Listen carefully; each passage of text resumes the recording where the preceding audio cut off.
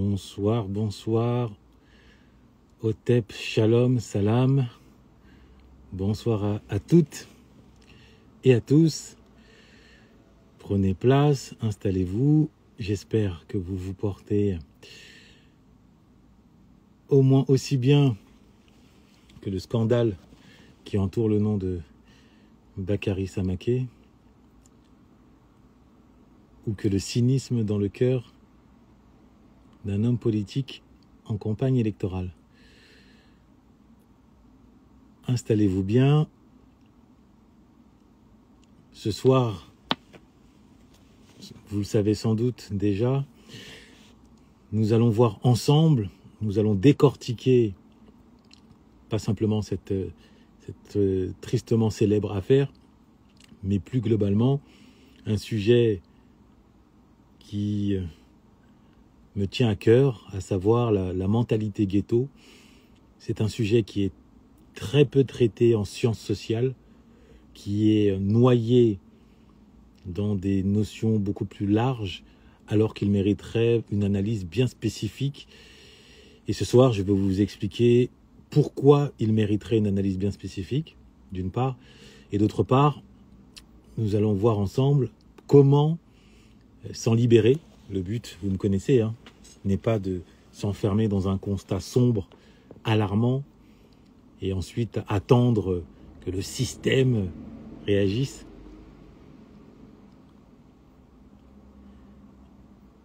Alors ça ne mérite pas une analyse. Madame Poupe, je comprends votre sentiment. Pour autant, toute situation factuelle peut être ramenée à une analyse conceptuelle. Et permettez-moi de vous prouver ce soir que cette affaire Samaké n'échappe pas à cette règle du logos. Oui, exactement, cette affaire est la meilleure illustration de ce pourquoi vous vous battez, en partie, en effet. Certains d'entre vous qui me suivent depuis déjà un certain nombre de mois, d'années, savent combien je ne cesse de pointer du doigt l'existence tragique de cette mentalité ghetto et ses conséquences, et en particulier sur les hommes afro ayant grandi en banlieue HLM. Alors, il faut avancer sur d'autres sujets. C'est vrai, maintenant, en toute franchise, vous verrez, et je prends les paris avec vous dès ce soir, que vous ressortirez, si vous restez du moins tout durant ce live, vous en ressortirez relativement enrichi et doté d'autres perspectives d'analyse. J'en prends le pari et surtout l'engagement auprès de chacun et chacune d'entre vous d'ailleurs. Cette affaire n'est qu'un symptôme d'un phénomène beaucoup plus profond qu'il n'y paraît. Donc je ne fais pas dans la récupération, rassurez-vous, bien que évidemment, je surfe un peu sur l'actualité, ainsi va la loi des réseaux sociaux, pour un peu attirer l'attention, pour que les algorithmes nous soient favorables, forcés par moment de s'inscrire dans l'actualité. Voilà. À vrai dire, c'est pas ma réalité ici en Suisse. Ah oui, non, effectivement. Effectivement, en Suisse, oui, on est très très loin. J'ai aucun mal à vous croire de tout ce tourbillon identitaire qui emprisonne la jeunesse et très souvent le destin de bon nombre de jeunes hommes afro. Ça touche particulièrement les hommes, un peu les femmes, dans une moindre mesure. Ça les touche quand même pour autant dans une moindre mesure. Mais nous verrons tout ça d'ici quelques instants. Je laisse encore quelques secondes aux uns et aux autres de s'installer. Inutile de rappeler que je compte sur votre intransigeance intellectuelle, doublée de votre pertinence, qui se traduira, comme n'a eu le cesse de se traduire à travers mes différents lives, par des remarques et des questions tout aussi pertinentes les unes que les autres. Voilà. Donc fondamentalement... je vois qu'il y a des mises en contact là qui se mettent en place sur mon live. Oh, je viens de Lausanne. Ah, moi aussi. Oh, Blondin, qui a déterré mon surnom de dealer. Blondin. Force à toi, Blondin, Tony Rorona. Ah vraiment, il y a des anciens ici. Mince. Les dossiers sont lâchés. Alors pour ceux qui ne le savent pas, pour la plupart d'entre vous, du temps où je dealais, j'avais une tignasse blonde et en prime, j'étais fan absolu de Clint Eastwood dans le film Le Bon, la Brute et le Truand, et son surnom dans ce film, c'était Blondin. Donc l'un dans l'autre, mon surnom, à cette époque-là, c'était Blondin, en sachant que quand on grandit un peu dans la street, notre prénom est très vite remplacé par un surnom. C'est-à-dire que c'est une manière nous-mêmes de conquérir une identité que l'on va imposer au monde plutôt que de subir celle que nous a imposée le système ou notre histoire familiale. Voilà. Alors, merci à tous, hein, prenez place. Fidio le sage est parmi nous. J'en suis ravi, comme je suis ravi de tous vous retrouver. Alors encore quelques secondes, hein, nous sommes une quarantaine. Mon ego est déjà relativement satisfait. Il va pouvoir aller dormir et laisser place à ma conscience et à mon sens du professorat. Voilà, alors, je me répète, hein, aujourd'hui, n'hésitez pas à soumettre à des questions. Je vais prendre le soin de les noter si je ne peux pas y répondre instantanément. Je vais néanmoins essayer, moi, de vous livrer une analyse relativement large de l'affaire Bakary Samaké, en soulignant que je ne veux pas l'accabler lui individuellement. Je répète, encore une fois, pour ceux qui n'auraient pas bien compris, c'est un symptôme, c'est un cas spécifique d'une réalité beaucoup plus globale. Donc, je ne suis pas en train de l'accabler lui. Bien au contraire, j'éprouve de la peine pour lui, ainsi que pour sa future femme qui, aux dernières nouvelles, aurait rompu les fiançailles. J'ai également de la peine pour tous ces fans qui voyaient en lui un nouveau modèle, éventuellement un Mohamed Ali. Et j'ai plus largement de la peine pour notre communauté qui, encore une fois, est prise en otage par une émotion forte, par un coup asséné à une de nos étoiles. Alors, pas mal de choses à dire, qui est bien le miroir de nos nombreux frères. Voilà, merci, monsieur Kevin, frère Kevin. Alors, avant de démarrer, parce que je pense que là, on peut y aller. Avant de démarrer, je dois quand même installer en écho à notre échange de la semaine dernière. J'idéalise jamais le quartier, il a sa part dans nos échecs. Oui, Dixit Youssoufa.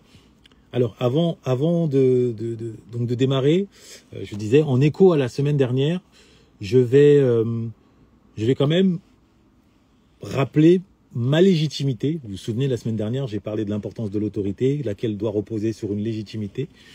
Et pour ce qui me concerne, ma légitimité, elle est certes intellectuelle, elle est existentielle, j'ai vécu dedans. Et quand je dis intellectuelle, c'est que j'ai consacré un ouvrage à cette identité ghetto. C'était mon premier livre, le voici. Et ce n'est pas une promo, hein, vous ne le trouverez plus en vente, éventuellement dans des archives lointaines ou chez un antiquaire.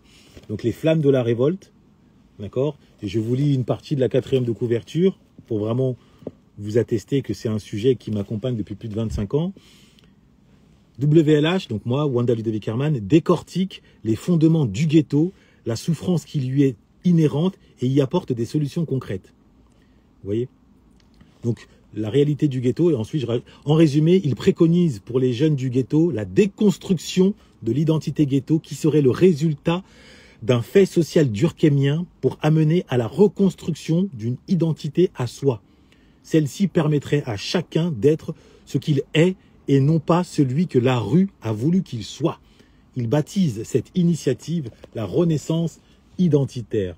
Voilà.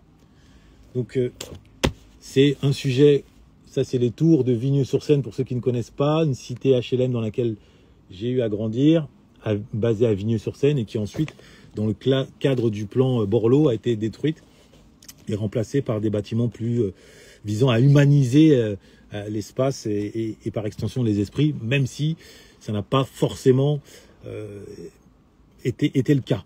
Alors oui, à l'époque, on me reconnaissait dans Paris, au moment où j'entamais ma renaissance identitaire, par un dandysme jusqu'au boutiste, comme tous les nouveaux convertis. Je me voulais être plus dandy que les parrains même, que les ancêtres du dandysme au 19e siècle. Et c'est comme ça qu'on me voyait dans Paris, coiffé d'un haut de forme, queue de pie, la veste, gilet et la valière, enfin la totale. La totale. Bref, le bon vieux temps. Depuis, j'ai un petit peu atténué, j'ai un petit peu modernisé, actualisé mon dandisme. Voilà, c'est ce qu'on appelle faire le grand écart. Oui, exactement, et mes adducteurs en ont eu pour leur grade. Alors, donc ça c'est pour planter le décor de ma légitimité. Et je vais vous lire ma première page introductive, puisque je pense qu'à elle seule, elle résume la réalité de la banlieue. Quand je dis la réalité de la banlieue, je parle particulièrement de ceux qui sont en échec scolaire. Parce que la banlieue, ce n'est pas que la carrière attitude. La carrière attitude, ça touche prioritairement celles et ceux, surtout les garçons en échec scolaire. Ça représente quand même, faut-il le rappeler, 100 à 150 000 jeunes par an. À l'heure où nous parlons, à ce jour, la France compte 3 millions de jeunes sans diplôme dans ses rues. 3 millions. Donc vous voyez Paris, qui est habité de 2 millions d'habitants, eh bien, rien que Paris, imaginez le nombre de personnes que vous voyez dans Paris, eh bien, visualisez que toutes ces personnes sans diplôme, sans perspective d'avenir, à quoi ressembleraient-elles si ce n'est à des loups-garous prêts à tout pour survivre? Parce que c'est d'abord aussi une question de survie. La question raciale repose aussi en France sur une question sociale. Mais avant de poursuivre, je vais vous lire, vous m'excuserez, hein, c'est pas un club de lecture, pour autant, la nécessité faisant loi, je vais vous lire ce début d'ouvrage, mon premier livre, c'est un peu d'émotion, ça fait longtemps que je l'avais pas ouvert, je vais pas vous mentir. Accrochez-vous, parce que le début est assez tonitruant. HLM, RMI, BEP, CAP, ZEP, échec scolaire, ambition inexistante, incivilité, professeurs menacés, violentés, découragés, école désertée, apprentissage de la rue, enfants d'immigrés du tiers-monde, discrimination, préjugés, rejet, exclusion, galère, chômage, désorganisation, anémie, rage, violence gratuite et imprévisible, violence volontaire, en réunion, arme blanche, arme à feu, coup de tête, coup de poing, coup de couteau, coup du sort, tête encapuchée, démarche hostile, regard glacial, esprit de rébellion, chaos identitaire, manque de repères, père absent ou alcoolique, mère éplorée ou seule, hip-hop, rap, argot, économie souterraine ou de survie, argent facile ou rare, frustration, viol, tournante, solitude masquée, machisme exacerbé, sœur épiée, féminité dénigrée, pédagogie absente, enfant battu, troubles psychologiques, assistante sociale, emploi jeune, éducateur, espace public délabré, boîte aux lettres détériorée, hall enfumé, déchets éparpillés, cave pestilentielle, murs tagués, contrôle de papier, police méprisante, délit de faciès, outrage, course-poursuite, garde à vue, foyer d'accueil, incarcération, récidive, vol à l'étalage, vol en réunion, vol de voiture, vol avec violence, acte de barbarie, séquestration, antisémitisme primaire, Ben Laden idolâtré, France haïe, inactivité électorale, politique d'abandon, répression, cannabis, cocaïne, obscurantisme, avenir occulté, Père Noël invisible, isolement, pauvreté, assistanat, misère suffocante, souffrance abyssale, zone de non-droit, espace cul-de-sac, Sarkozy détesté, lieu banni, en somme, la banlieue. Voilà l'introduction de mon essai, de mon premier ouvrage, qui plante le décor de tout ce que je vais expliquer, tout ce que j'ai expliqué dans cet essai, et ce que je vais essayer de ramasser aujourd'hui à travers un propos, mais au moins, ça plante, c'est moins qu'on puisse dire, c'est un portrait assez saisissant. Voilà, c'est une entrée en matière, c'est moins qu'on puisse dire. J'ai essayé, à travers ces quelques lignes, de ramasser les différentes réalités qui cohabitent selon les différents aspects dans ce qu'on appelle la banlieue. Alors, pour comprendre l'identité ghetto, il est fondamental, avant toute chose, de revenir sur la construction d'un homme. Comment se construit un individu, et tout particulièrement un homme. Et à partir de là, donc à partir de cette première partie qui en elle-même, elle va vous permettre déjà d'y voir clair, de poser des lignes de démarcation. On pourra ensuite voir comment se construit l'homme du ghetto, avec des mises en parallèle et ainsi que des frontières. Comment trouvez-vous juste mot pour ne pas dire ceci soit confondu avec ceux utilisés par une droite extrême? Alors ça, maintenant, les mots, vous savez, chacun les récupère à sa guise. Hein. Si demain l'extrême droite dit qu'il fait beau alors qu'il fait beau, sous prétexte que c'est l'extrême droite qui le dit, je ne vais pas le nier. Il faut être en capacité de distinguer le message du messager. Je sais que c'est pas évident, surtout dans notre époque où on essaye d'assimiler le messager au message et à ne pas distinguer les deux. Moi, en qualité d'intellectuel, en tout cas, je me réclame de l'intellectualisme, j'essaye de l'être au quotidien. L'un des principes fondamentaux, c'est d'analyser, de faire preuve de discernement devant des propos. Et si l'extrême droite tient un propos que je juge légitime, rationnel, pertinent, il n'y a aucune raison que je le balaye, au contraire. Maintenant, évidemment, dans le corpus intellectuel, je vais m'opposer à des grandes chances à leur analyse. Tout n'est que construction sociale, en grande partie, mais pas que. Pas que, justement, pas que. Et précisément, c'est pour cette raison qu'on va voir ce soir en quoi l'identité ghetto ne doit pas être confondue avec l'identité anarchiste ou l'identité des gilets jaunes.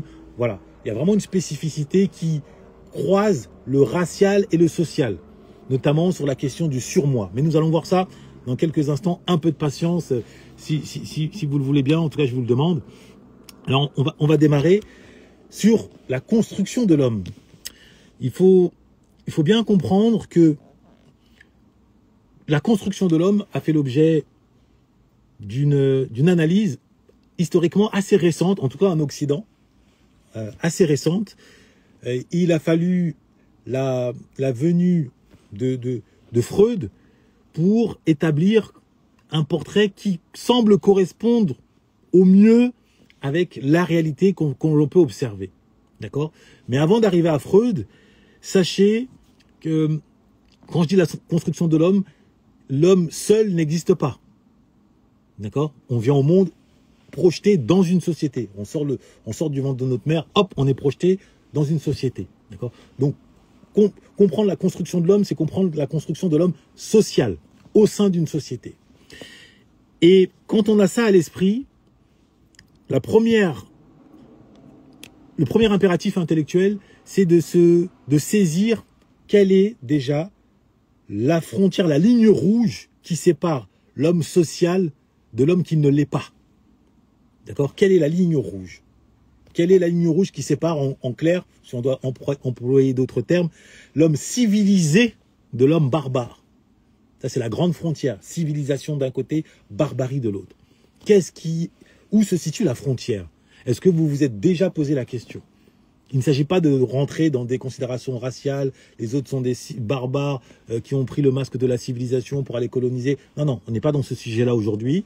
Là, vraiment, on analyse sur le terrain plus social et psychologique, non pas historique, même si dans une deuxième partie, on va quand même s'y rattacher légèrement. Pour autant, pour le moment, on va s'attarder sur une analyse psychosociologique, si je puis dire. Donc, et on démarrera en déterminant la frontière fondamentale entre la civilisation et la barbarie. Il y a une frontière qui a été mise à jour par deux individus, historiquement, en tout cas selon mes ressources intellectuelles. Le premier de ces individus s'appelle Thomas Hobbes, un philosophe anglais qui, au XVIIe siècle, a pondu un ouvrage baptisé le Léviathan. Le Léviathan. Que dit-il? Alors, il a une vision un peu pessimiste du genre humain, qui s'oppose à une vision optimiste. La vision pessimiste consiste à dire que l'homme est, par nature, animé par des penchants négatifs. D'où sa fameuse phrase, l'homme est un loup. Bah merci Lehman, tu m'as enlevé les mots de la bouche. L'homme est un loup pour l'homme.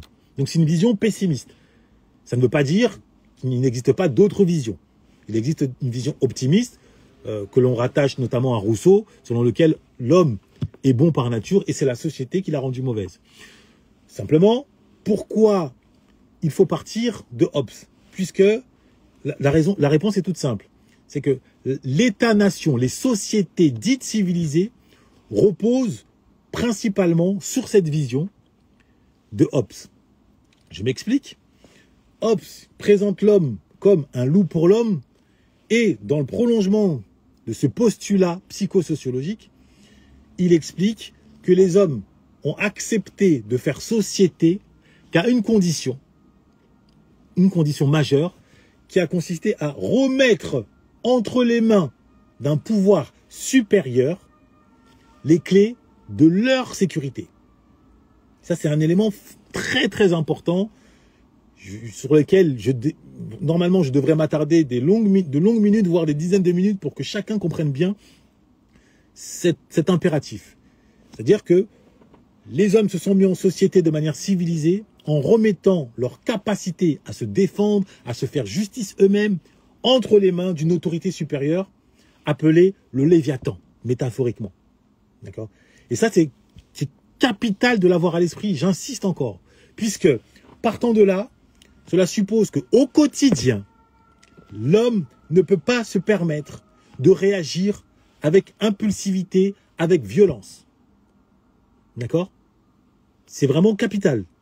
Puisque, et on verra plus tard, à l'inverse, dans le ghetto, l'homme qui se respecte se doit, en cas de manque de respect, ou ce qu'il estime être un manque de respect, de réagir par lui-même. Faute de quoi il est considéré comme un faible.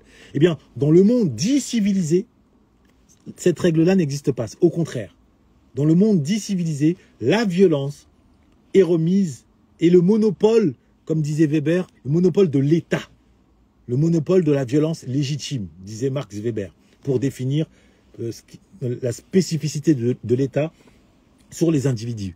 D'accord ? Donc c'est fondamental d'avoir à l'esprit que un homme dans les sociétés civilisées est tenu de ne jamais avoir recours par lui-même à la violence. D'accord ? C'est très très important d'avoir ça en tête. Vraiment, je vous demande de graver ça dans un coin de votre tête, puisque ça va vous permettre de comprendre tout le reste. D'accord ?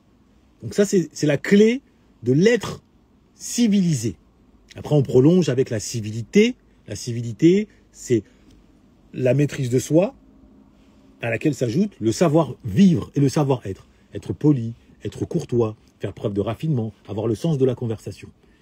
L'art de la civilité, certains l'ont traité, ça a été l'objet d'une beaucoup de curiosité intellectuelle durant la monarchie, en particulier au XVIIe siècle, au XVIIIe siècle.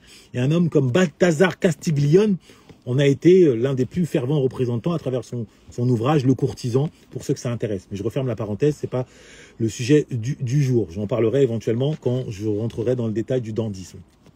Simplement, retenez bien que l'homme civilisé, c'est l'homme qui se contrôle. Albert Camus dira que c'est l'homme qui s'empêche, l'homme qui se retient. C'est pas donné à tout le monde. Pour autant, c'est un impératif, c'est un idéal. Et au quotidien, ça passe par un certain nombre. Ça passe d'abord par une éducation, évidemment, d'accord ?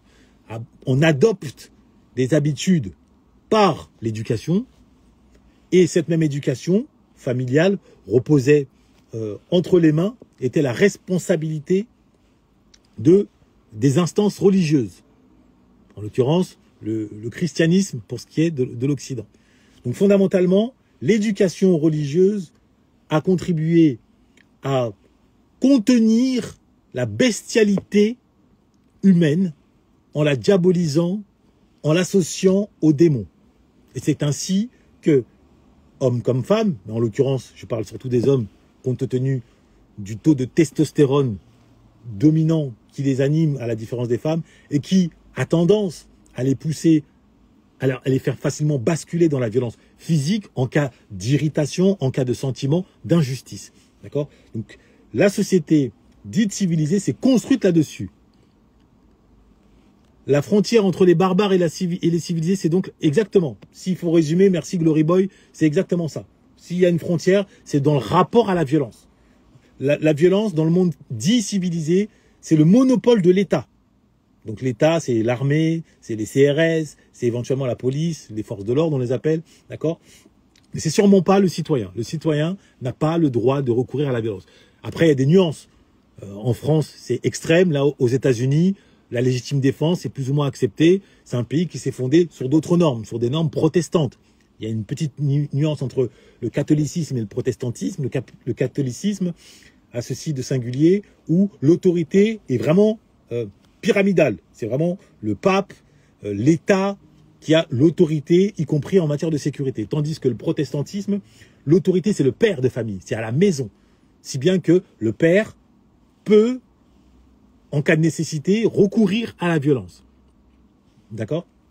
Donc voilà, ça c'est une petite distinction qui est quand même utile d'avoir en tête.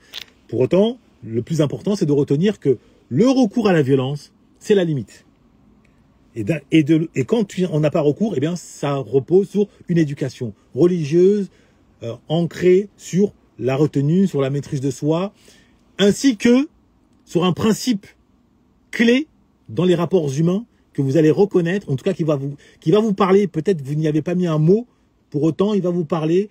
Peut-être vous allez en reconnaître l'expression, notamment au travail, pour celles et ceux parmi vous qui évoluent dans le monde professionnel, notamment en France. Ça s'appelle le principe d'indifférence. Le principe d'indifférence. Qu'est-ce que ça veut dire? Cela signifie que vous estimez qu'un tel ou un tel vous parle de travers, vous estimez qu'il vous manque de respect, vous pouvez réagir, tout comme vous pouvez faire preuve d'indifférence. Et le principe d'indifférence, c'est un principe cher à l'aristocratie. D'où l'adage, le silence est d'or. Ce n'est pas pour rien. C'est-à-dire faire preuve d'indifférence avec hauteur, c'est témoigner d'une supériorité intellectuelle. Là où, dans le ghetto, l'indifférence est perçue sous un autre œil, est perçue comme de la lâcheté. D'accord? Donc, petit à petit, vous comprenez à quel point on a affaire à une société et en face à une contre-société, avec ce que cela implique en termes de comportement individuel adopté par ceux qui la composent, en particulier par les jeunes hommes adolescents grandissant sans père.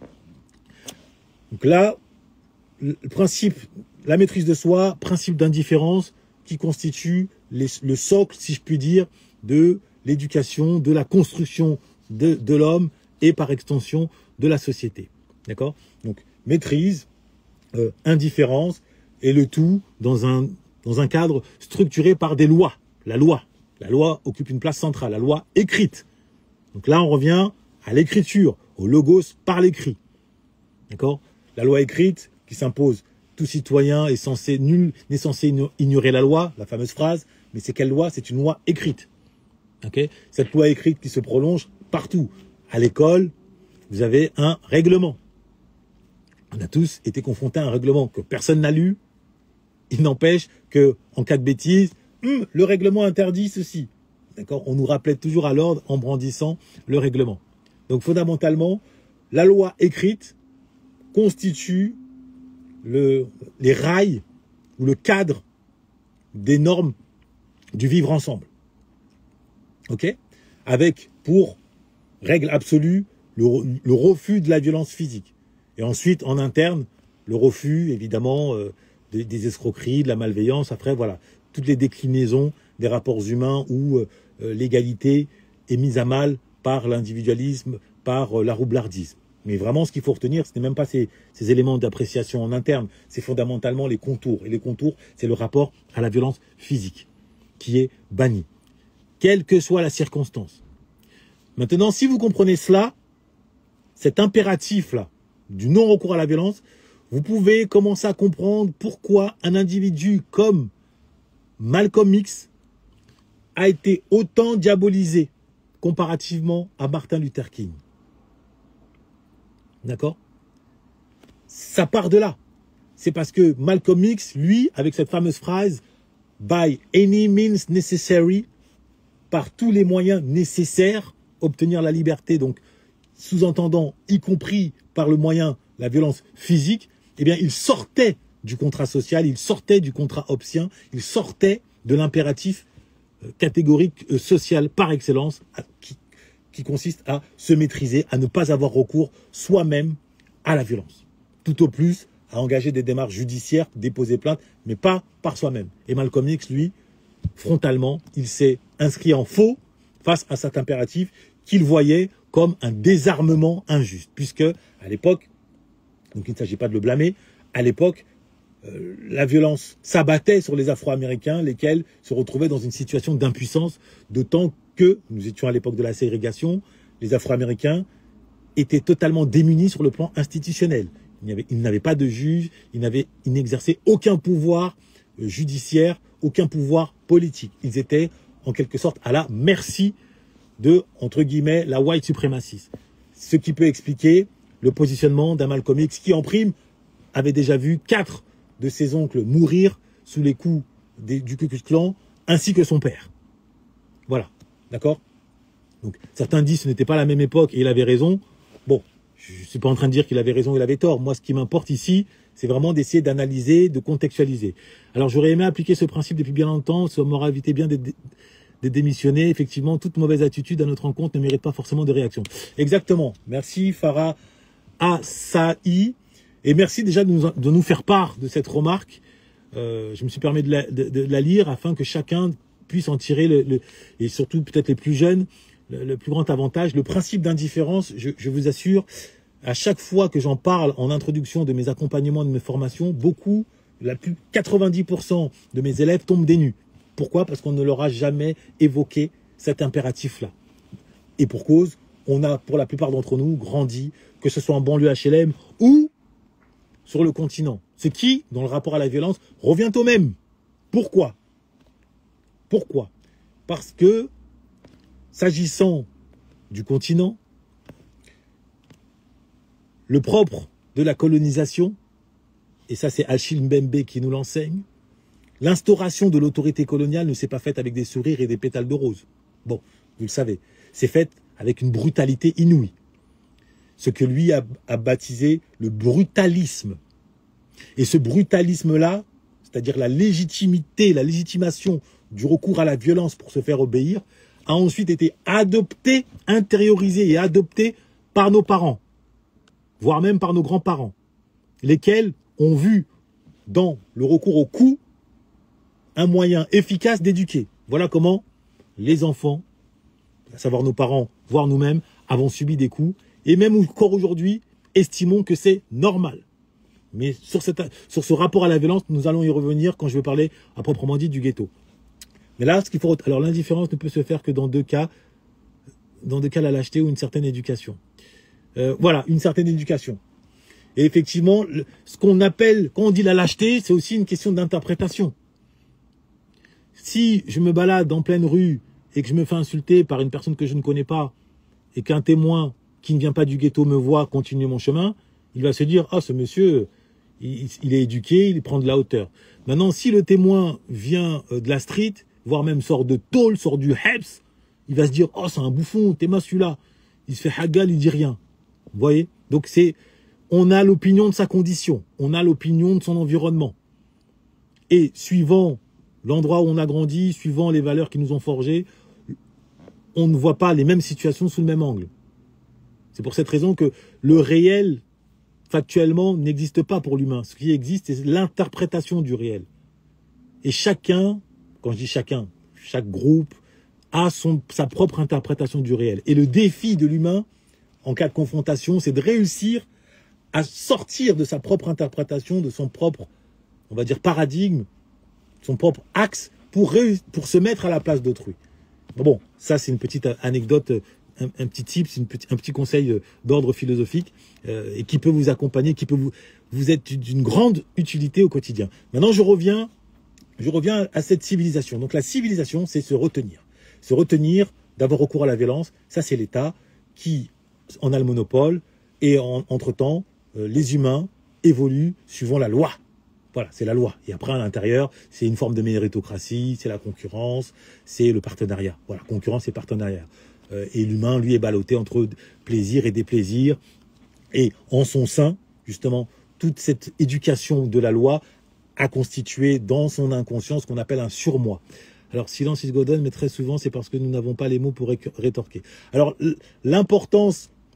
Alors, c'est discutable, c'est vrai que par moment, le silence est l'expression d'une impuissance. Sauf qu'à d'autres moments, c'est pas tout à fait le cas. Alors au boulot, la violence est parfois nécessaire, non pas physique, mais verbale, sans insultes et autres, mais par le fait de se montrer ferme. Ah, alors, merci pour cette remarque, monsieur Kevin. C'est qu'effectivement, quand on parle de violence, de quoi parle-t-on? Est-ce qu'on parle de fermeté? Justement, non. Et donc, merci d'avoir souligné. Par violence, on entend agressivité, on entend hostilité. Ce qui signifie que ça passe par les insultes, par de la vulgarité. Par contre, on peut recourir a de la force, a de la fermeté, donc à réagir en ayant recours à d'autres outils, qu'on appelle la rhétorique, qu'on appelle l'ironie ou le sarcasme. D'accord? Et c'est ce que je préconise, c'est ce que j'enseigne. Donc, quand vous pouvez faire preuve d'indifférence, tout comme vous pouvez réagir, et réagir efficacement face à une agression, à condition de recourir à des outils conformes à ces impératifs de maîtrise de soi, à ces impératifs de civilité. Et cet impératif, c'est la rhétorique. Et ces outils, c'est ce qu'on appelle la rhétorique, ce qu'on appelle le sarcasme et l'ironie. Ce sont des armes foudroyantes. D'accord? Mais bon, là-dessus, on pourra revenir. Mais pour autant, vraiment, merci pour cette remarque. Voilà pourquoi je prends énormément de plaisir à effectuer des lives avec vous. Et le plaisir ne va aller qu'en s'augmentant. C'est que j'ai la chance d'être suivi par des personnes qui utilisent leurs neurones, y compris à 23h25. C'est très appréciable. Vous n'imaginez pas à quel point. Alors, maintenant, ok, on a compris que être civilisé, c'est se retenir. C'est savoir faire preuve d'indifférence. C'est ne pas céder, ne pas recourir à la violence, y compris quand on est agressé verbalement, peut-être quand on est agressé physiquement, à la limite, légitime défense, c'est variable, parce qu'il faut que ce soit proportionné, etc. Bon. Eh bien, alors fermeté, oui, nous les soignants, agression par les patients racistes avec soutien de la direction laxiste. Alors, effectivement, alors je vais revenir dessus un peu plus tard, mais c'est vrai que là, parce que vous me tirez, c'est vrai que j'ai ouvert la boîte de Pandore, je dois bien reconnaître. Pour autant, je peux vous assurer que face à des agressions racistes, si vous parvenez à utiliser avec brio le sarcasme et l'ironie, ces agressions disparaissent. Le sarcasme, c'est trancher la gorge avec un sourire. D'accord? Voilà, ce sont des éléments qui s'enseignent.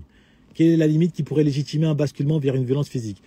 La seule limite, à mon sens, c'est si, par exemple, à titre individuel, on atteint à mon intégrité physique. C'est-à-dire si vraiment on essaye de me toucher physiquement, me taper, pour dire les choses, à ce moment-là, bon, c'est pas certain que je me retiendrai.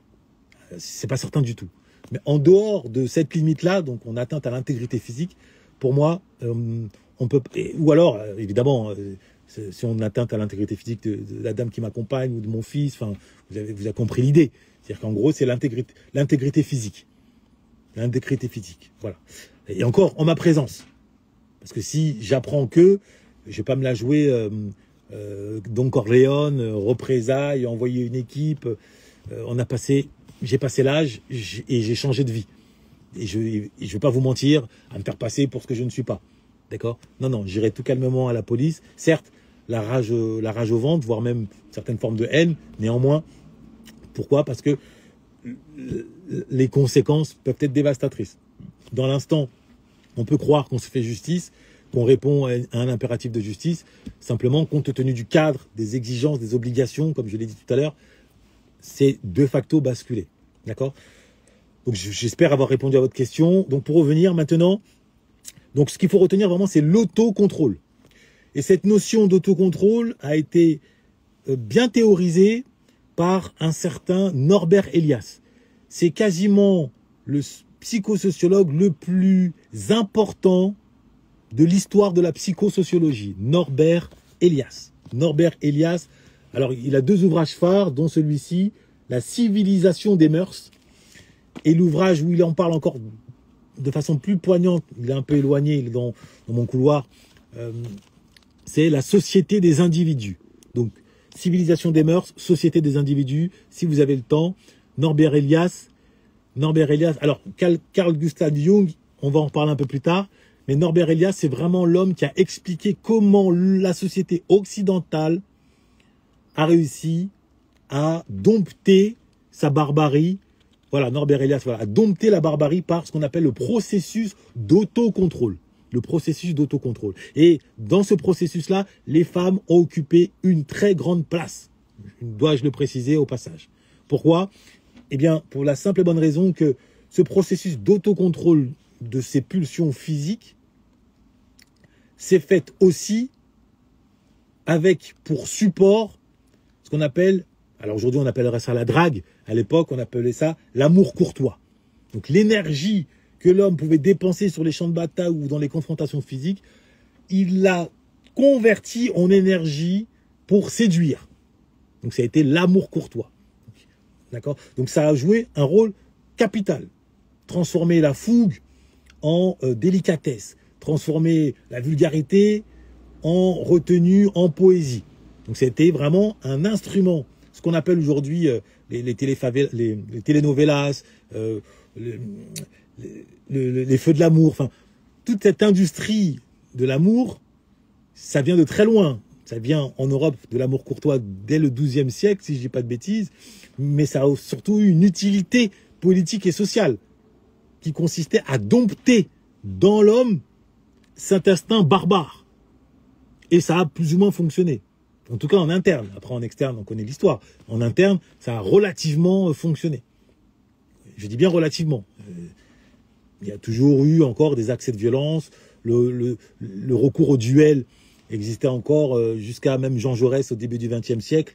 Les duels existaient. Pour autant, voilà, il y a quand même eu cette volonté politique affichée de contenir au maximum ce rapport à la violence. Bon, donc là, je pense être resté bien dans le détail. Je pense que tout le monde a saisi.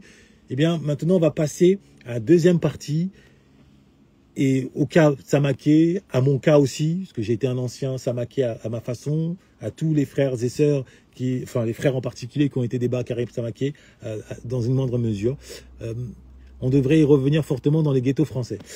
Oui, effectivement, mais encore faut-il, et nous verrons quelles sont les conditions pour accéder à cette maîtrise de soi, à ce goût de la civilité.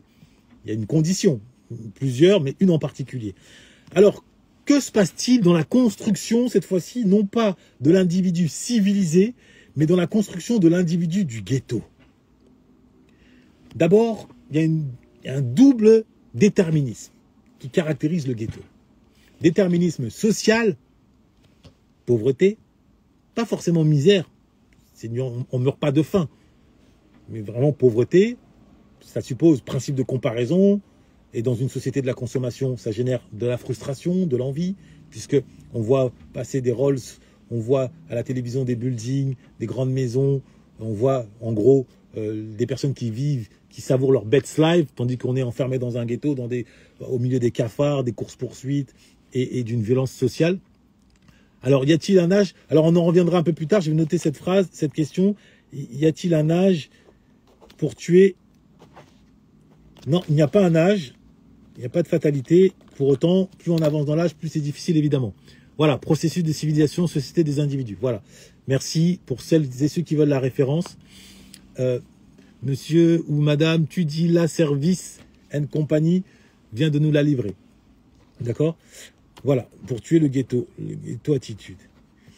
Alors, ce qu'il faut comprendre avec le ghetto attitude, c'est que c'est fondé sur deux piliers. D'abord, le paramètre social. La pauvreté et surtout le sentiment d'être pauvre, ça suppose un principe de comparaison. Le pauvre qui est entouré de pauvres et qui ne voit pas les riches, ou en tout cas ceux qui ne sont pas pauvres, à la limite, sa condition, il ne sait pas qu'il est pauvre. Il sait qu'il est pauvre dès lors qu'il a dans son esprit l'idée que d'autres existent. D'accord? Et ces autres-là, ils sont visibles, soit parce qu'ils habitent pas très loin, en l'occurrence nous c'était les zones pavillonnaires, à une rue, à une à deux rues près, il y avait les zones pavillonnaires, soit à la télévision. Donc il y a ce déterminisme social. Et en France, il est très marqué, puisque en France, le pauvre, on lui fait comprendre qu'il est le bien. C'est la philosophie socialiste héritée de la Révolution française, laquelle, dois-je le rappeler, a opéré un renversement que l'on ne voit nulle part ailleurs et qu'on n'en a jamais vu nulle part ailleurs dans l'histoire de l'humanité. Et je pèse mes mots, à savoir, alors pouvez-vous aborder la thématique d'aujourd'hui? Ben, j'y viens, c'est là, il fallait juste que je plante le décor. Vous m'excuserez pour l'impatience que mon introduction a suscité. Le renversement, c'est que à travers la trahison du roi Louis XVI, qui a été récupéré lors de sa fuite à Varennes en 1792 par le peuple, par un membre du peuple, eh bien, le statut du roi, sa légitimité, son autorité morale s'est effondrée. Du jour au lendemain, celui qui incarnait le bien et qui était censé être le protecteur du peuple s'est avéré être, aux yeux du peuple, le malfaiteur, qui manigançait contre le peuple. Et depuis ce jour, en France, le peuple est convaincu qu'il est moralement supérieur à l'élite. C'est très français. Ailleurs dans le monde, l'élite sert d'exemple.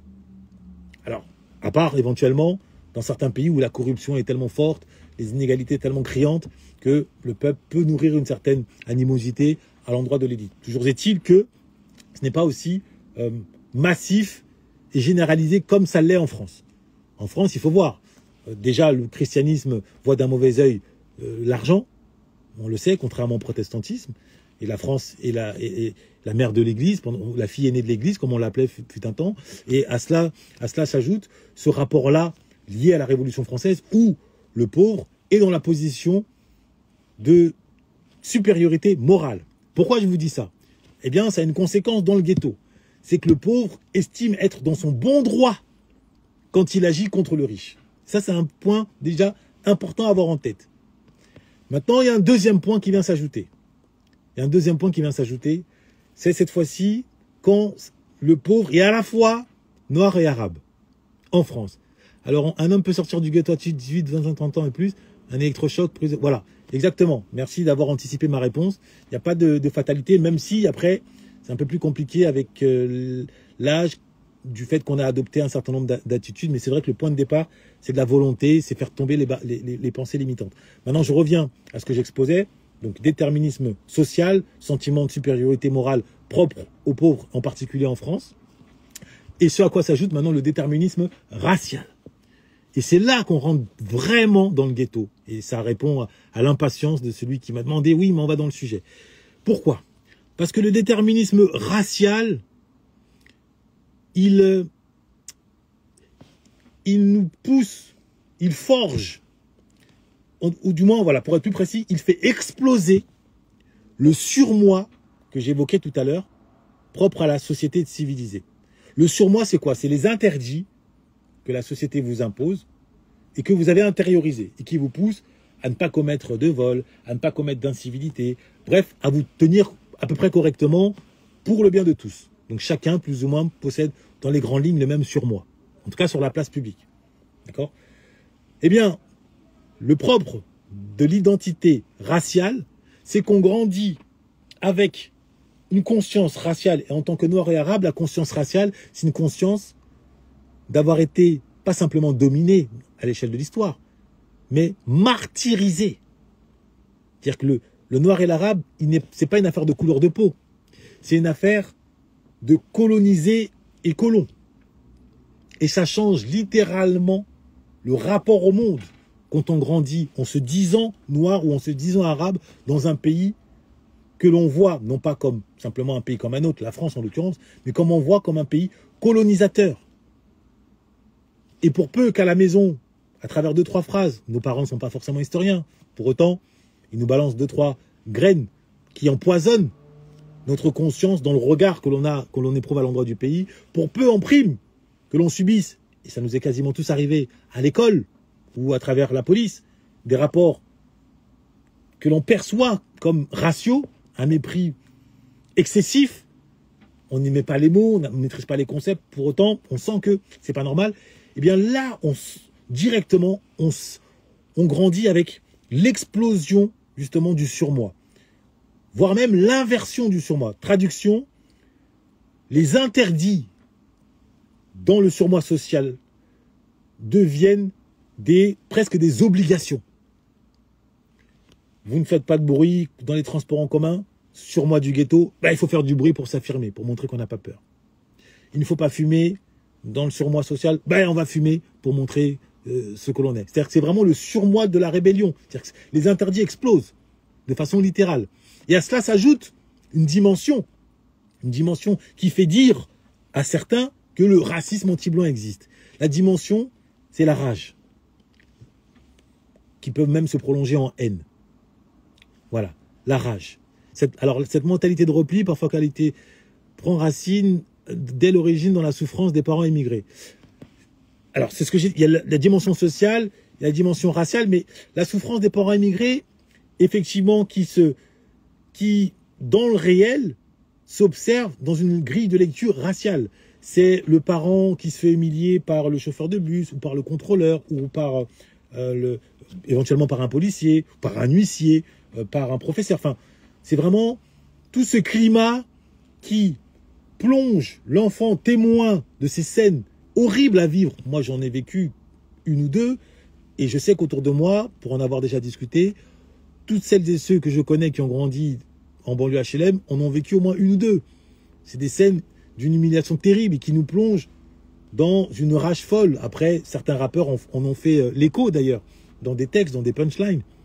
Okay, donc, fondamentalement, cette identité ghetto, c'est l'explosion du surmoi sur le terrain de la civilité. Donc, tout ce que dans la société on nous interdit, eh bien, c'est ce que nous, on se donne pour obligation, pas simplement on s'autorise, mais on se donne pour obligation de faire. Aujourd'hui, le meilleur symbole, c'est le rodéo. Les jeunes qui font du rodéo là, le dimanche et sans casque, ils savent bien qu'ils pourrissent la vie, en tout cas au niveau de l'audition de la population environnante. Mais c'est pas pour autant qu'ils s'arrêtent. Et ils ne le font pas uniquement pour l'aspect spectaculaire que peut procurer le fait de faire une roue arrière. Non, c'est aussi pour se prouver à eux-mêmes qu'ils ont du courage face aux injonctions, non pas du système, mais aux injonctions du système blanc, du système Guerre, du système Babtou. Et cette dimension-là, il faut vraiment l'avoir à l'esprit. C'est l'un des déterminants clés de la conscience raciale, la conscience ghetto. C'est qu'on grandit avec le sentiment d'être en quelque sorte un soldat anti-colonisation. Je n'ai pas dit anti-blanc. C'est pas une affaire de couleur de peau, vraiment j'insiste. C'est une affaire du rapport de, en gros, revanche historique, d'une certaine façon. D'accord? Et pourquoi j'insiste que ce n'est pas anti-blanc, c'est que celles et ceux qui, parmi les blancs qui ont grandi avec nous, certes, il y en a eu peu et de moins en moins, néanmoins, il en a quand même eu, et en particulier la communauté des gens du voyage, qu'on appelait à l'époque les gitans, je ne sais pas si c'est toujours le cas, et si c'est péjoratif, je vous prie de m'excuser. Eh bien, les gitans qui ont grandi avec nous, je salue Rocky, on ne sait jamais, peut-être que certains le connaissent, je peux vous assurer que eux, ils n'ont pas subi ce qu'on appelle le racisme anti-blanc, ils n'ont pas subi d'agression ou quoi que ce soit, pas du tout. Déjà, de un, les gitans, attention, ils sont d'une virilité qui n'a rien à envier à la nôtre, en termes de rapport à la violence, et j'en passe. Et puis de deux, on partageait plus ou moins les mêmes déterminismes sociaux.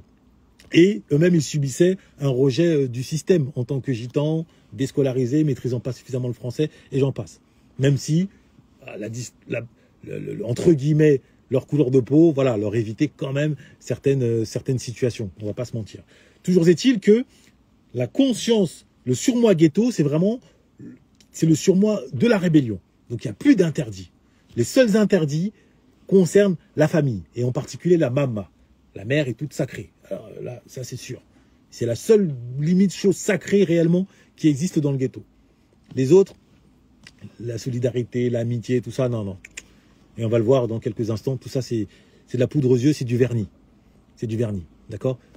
Vraiment, le seul vrai interdit, c'est la maman. C'est la mère. Dans le ghetto, il y a une bagarre, il y a une émeute, il y a tout ce que vous voulez, une mère descend, elle dit aux jeunes d'arrêter, je peux vous assurer que personne va bouger le petit doigt. Au pire, on va tous partir, mais personne ne va hausser la voix, ça n'existe pas.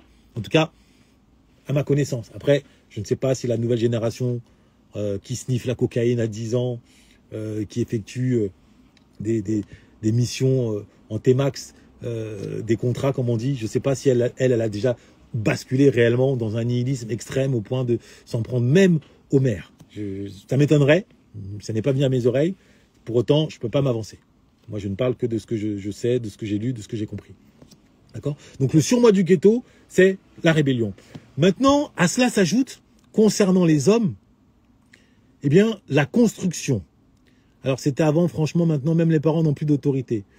Ah, voilà, apparemment, même les mères, les mamans. Moi je ne parle pas d'autorité, je dis simplement que la mère est sacrée. C'est-à-dire que certes, elle ne peut pas interdire son fils de 15 ans de sortir, il sortira quand même. Là, je parle simplement qu'elle ne se fait pas insulter, elle ne se fait pas prendre à partie, elle ne se fait pas molester. Je pense, hein, vous me dites si je me trompe, une mère noire ou une mère arabe, dans les cités, elle reste quand même un totem, personne ne la touche. Il m'avait semblé.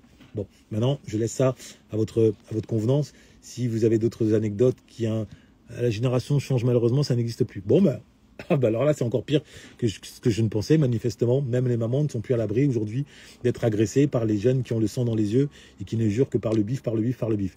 Ah bon, mais pourtant, lorsqu'il y a un passage à tabac d'un adolescent, tout le quartier veut la peau de leurs ennemis. Oui, si j'ai pas dit... Enfin, alors je sais pas si j'ai laissé croire le contraire. Précisément, c'est que d'abord, il y a un rapport à l'État, mais attention, maintenant s'ajoute avec maintenant cette construction de l'individu.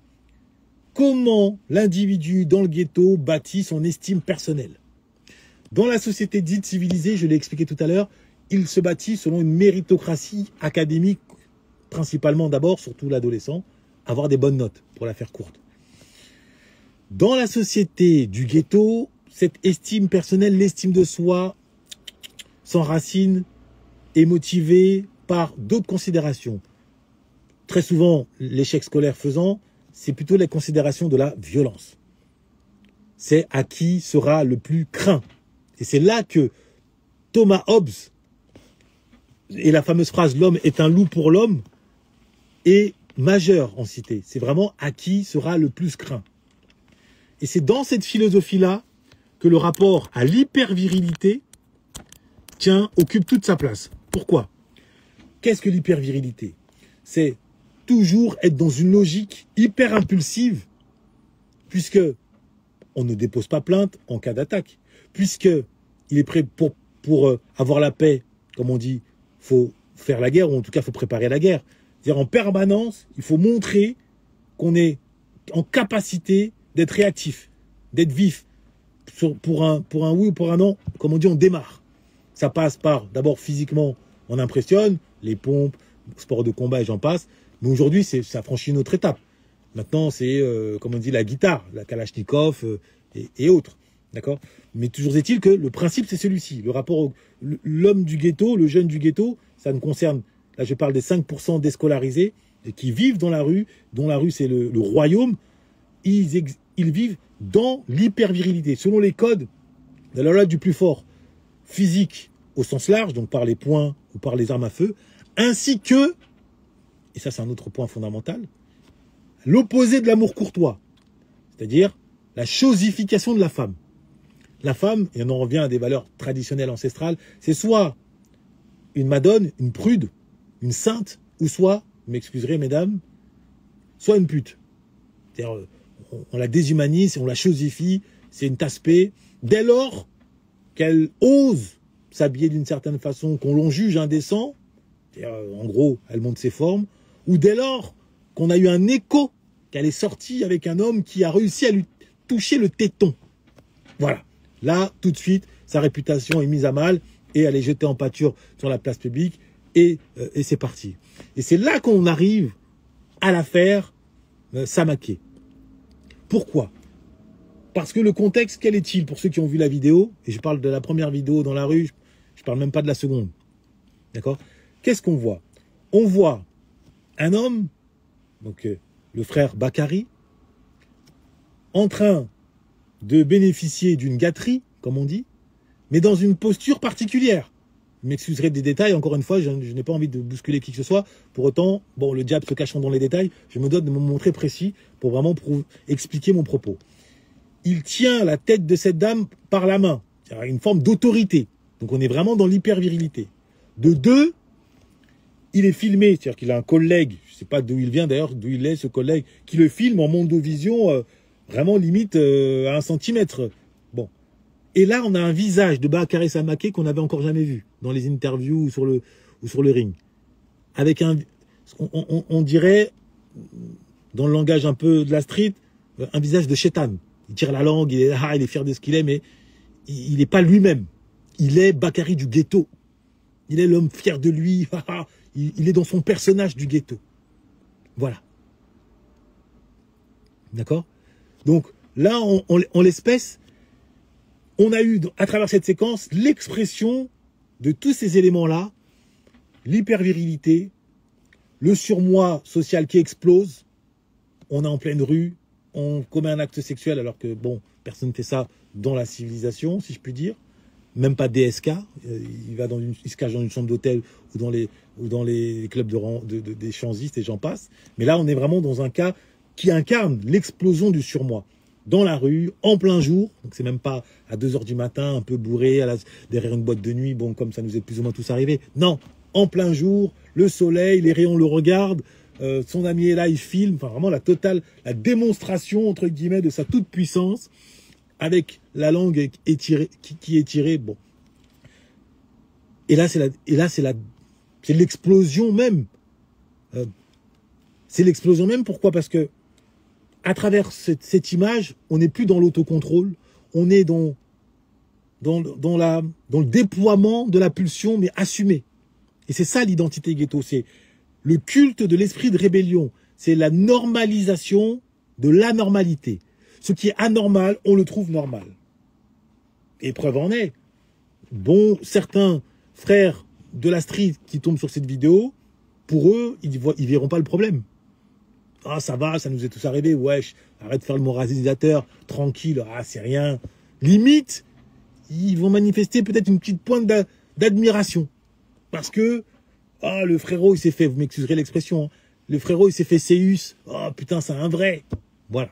Comme le chante de tube en tube, Booba, à l'époque, c'est Damso, Caris, voilà, si vous auscultez leurs chansons, il y a toujours dans chacune d'entre elles une punchline qui renvoie à cette hyper-virilité où ils sont dans leur toute-puissance et ils ont une femme à leur chevet en train de leur offrir une gâterie, soit quand ils sont au volant de leur voiture, soit en discothèque, soit... Bref, c'est ce schéma-là. Sauf que Bakary, lui, il a traduit ces textes-là dans sa réalité. D'accord? Donc c'est vraiment l'incarnation du ghetto. C'est, je répète, encore une fois, m'excuserez de ces soucis de pédagogie, c'est l'explosion du surmoi. C'est vraiment l'homme est un loup pour l'homme, donc vaut mieux être un loup. Ah, votre jargon du ghetto est toujours au point, j'ai encore quelques restes en effet. D'accord? Et c'est la normalisation de l'anormalité. Et hélas, Bakary, comme énormément d'hommes afro, faute d'avoir des héros valorisants et valorisés au sein de la société civilisée en France, se tourne, par manque, notamment à la limite de refuge paternel, se tourne vers les anti-héros, mais qui apparaissent comme des héros compte tenu des signes extérieurs de réussite ou d'héroïsation. Disque d'or, donc tu es un héros, tu viens d'une cave, tu atterris au Energy Award, tu as un sacre disque d'or, disque de platine. C'est un parcours presque balsacien, c'est presque du Rastignac avec un pull à capuche d'une certaine façon. Donc ça fascine une certaine jeunesse. Et s'agissant des rappeurs, ça fascine d'autant plus parce qu'ils viennent avec un vrai esprit de rébellion. Un Booba, surtout lui, parce que c'est lui qui a ouvert la voie du culte de l'hyper-individualisme et de l'hyper-virilité. Avant lui, il y avait un peu de Joe Star, mais il était en groupe, IAM, c'était pas vraiment ce culte-là, c'était pas la promotion du crime, de l'hypersexualisation, de la chosification de la femme, du trafic de drogue. Non, c'était encore plus ou moins, on était encore dans le rap revendicateur, dans le rap social, à la Public Enemy. D'accord, on n'était pas dans le NWA, Negro with Attitude. C'est Booba qui a importé ça en faisant un détour avec Tupac. Et il a fait la fusion entre beau gosse, clinquant, bling bling, et le texte cru, anti-système. À l'école, il me disait de lire, il m'enseignait que j'étais libre, va te faire niquer toi et tes livres. Bon, B2O, où on vit là où règne la haine, car saigne l'Afrique. Bon, vous voyez, ce genre de phrase, la haine que je traîne est insoignable. Et j'en passe. Dois-je préciser que j'accable les rôles des gangsters rappeurs, ça ne veut pas pour autant dire que je nie leur génie poétique. Booba, Lino, Nino, Medine, Dossé, Despo, et j'en passe, sont des génies de la poésie. Et c'est précisément parce que ce sont des génies de la poésie qu'ils ont été, en tout cas dans une vision que je partage, récupérés par le diable, qui les a instrumentalisés pour emporter une partie de la jeunesse dans les bas-fonds de l'autodestruction. Puisque c'est là le fond du fond de cette affaire du ghetto, c'est que, compte tenu de ces anti-valeurs qui sont promues et qui se résument dans la valeur, non pas de fraternité, de compréhension ou d'indifférence au pire, mais plutôt dans la valeur de hyper-virilité et, par extension, la valeur de la cruauté. La cruauté, c'est une notion centrale quand on vit dans le ghetto. Eh bien, cette valeur-là, cruauté verbale, la culture de la vanne, c'est rien d'autre que de la cruauté. Hein. Voilà, homme de l'ombre et j'en passe. La culture de la vanne, pour ceux et ceux qui n'ont pas encore saisi, c'est de la cruauté joviale, mais ça reste de la cruauté. Vous voyez un ami qui est mal habillé selon vous, vous le taclez. Alors oui, c'est drôle, mais sauf que c'est cruel, ça fait mal à son estime personnelle. Mais comme on baigne là-dedans, pour nous, c'est normal. Mais alors, maintenant, agir de la même façon en dehors du ghetto, et vous verrez que c'est perçu comme c'est, à savoir de la méchanceté. Pourquoi vous moquez d'une personne juste pour vous amuser? Ça, c'est ce qu'on appelle être cruel. Et c'est l'un des attributs du démon. D'accord? Mais comme c'est empreint d'humour, en tout cas de moquerie, de rire, pardon, eh bien ça passe. Ça passe. Donc fondamentalement, le moteur du ghetto, c'est la cruauté. Et là, ça nous renvoie encore à l'affaire Bakary Samaké. Pourquoi? Eh bien, pour la simple et bonne raison que ce n'est pas lui qui l'a filmé et qui a posté. C'est une tierce personne. C'est une tierce personne et qui ne s'est pas privé de briser, alors peut-être à tout jamais, sa carrière, alors qu'il montait en force. Et que cette personne-là, Bakary, je ne suis pas sûr qu'elle lui devait quoi que ce soit.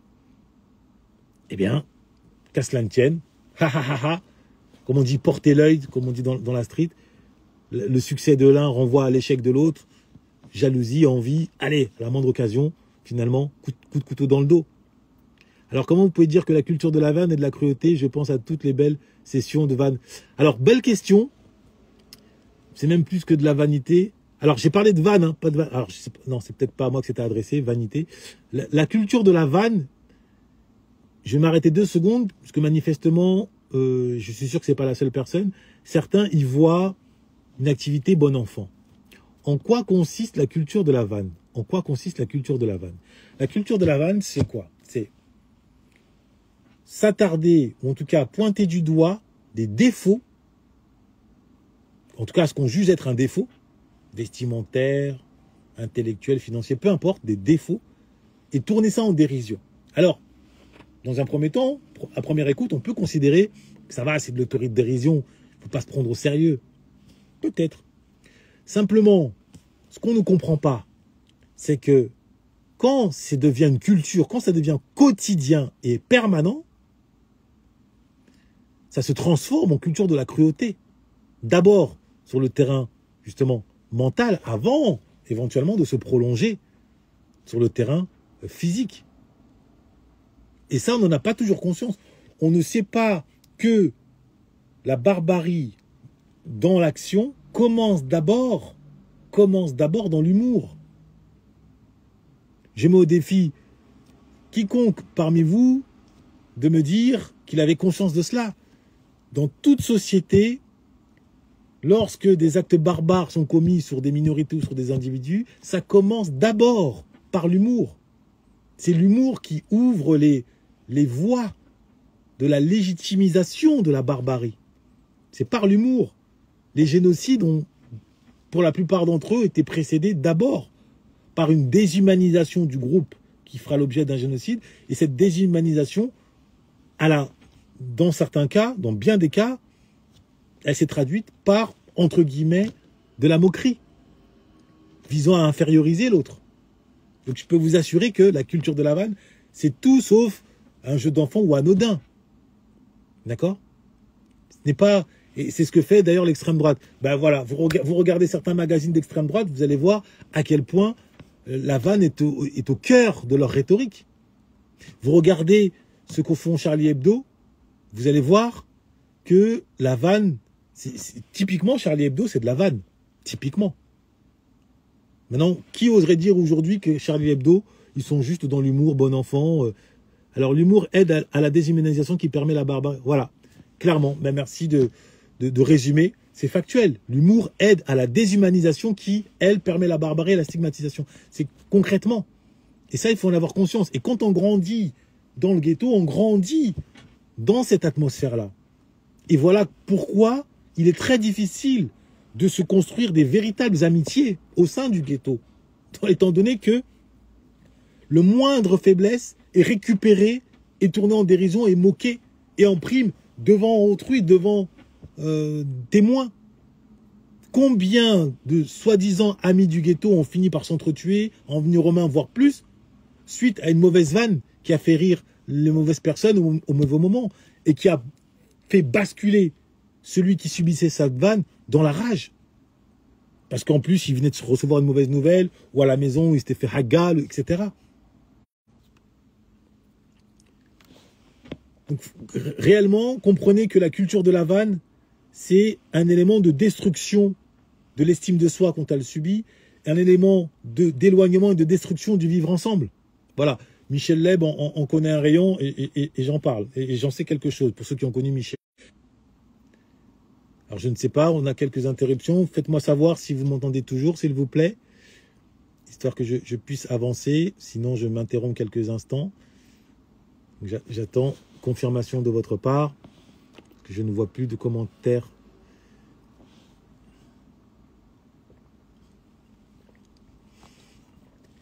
C'est bon, alors nous pouvons reprendre. Très bien. Donc la culture de la vanne, c'est un des éléments clés. Alors combien de vannes ont contribué à aider les gens à se rendre compte de leurs propres défauts et à s'améliorer? Alors, c'est une très belle remarque.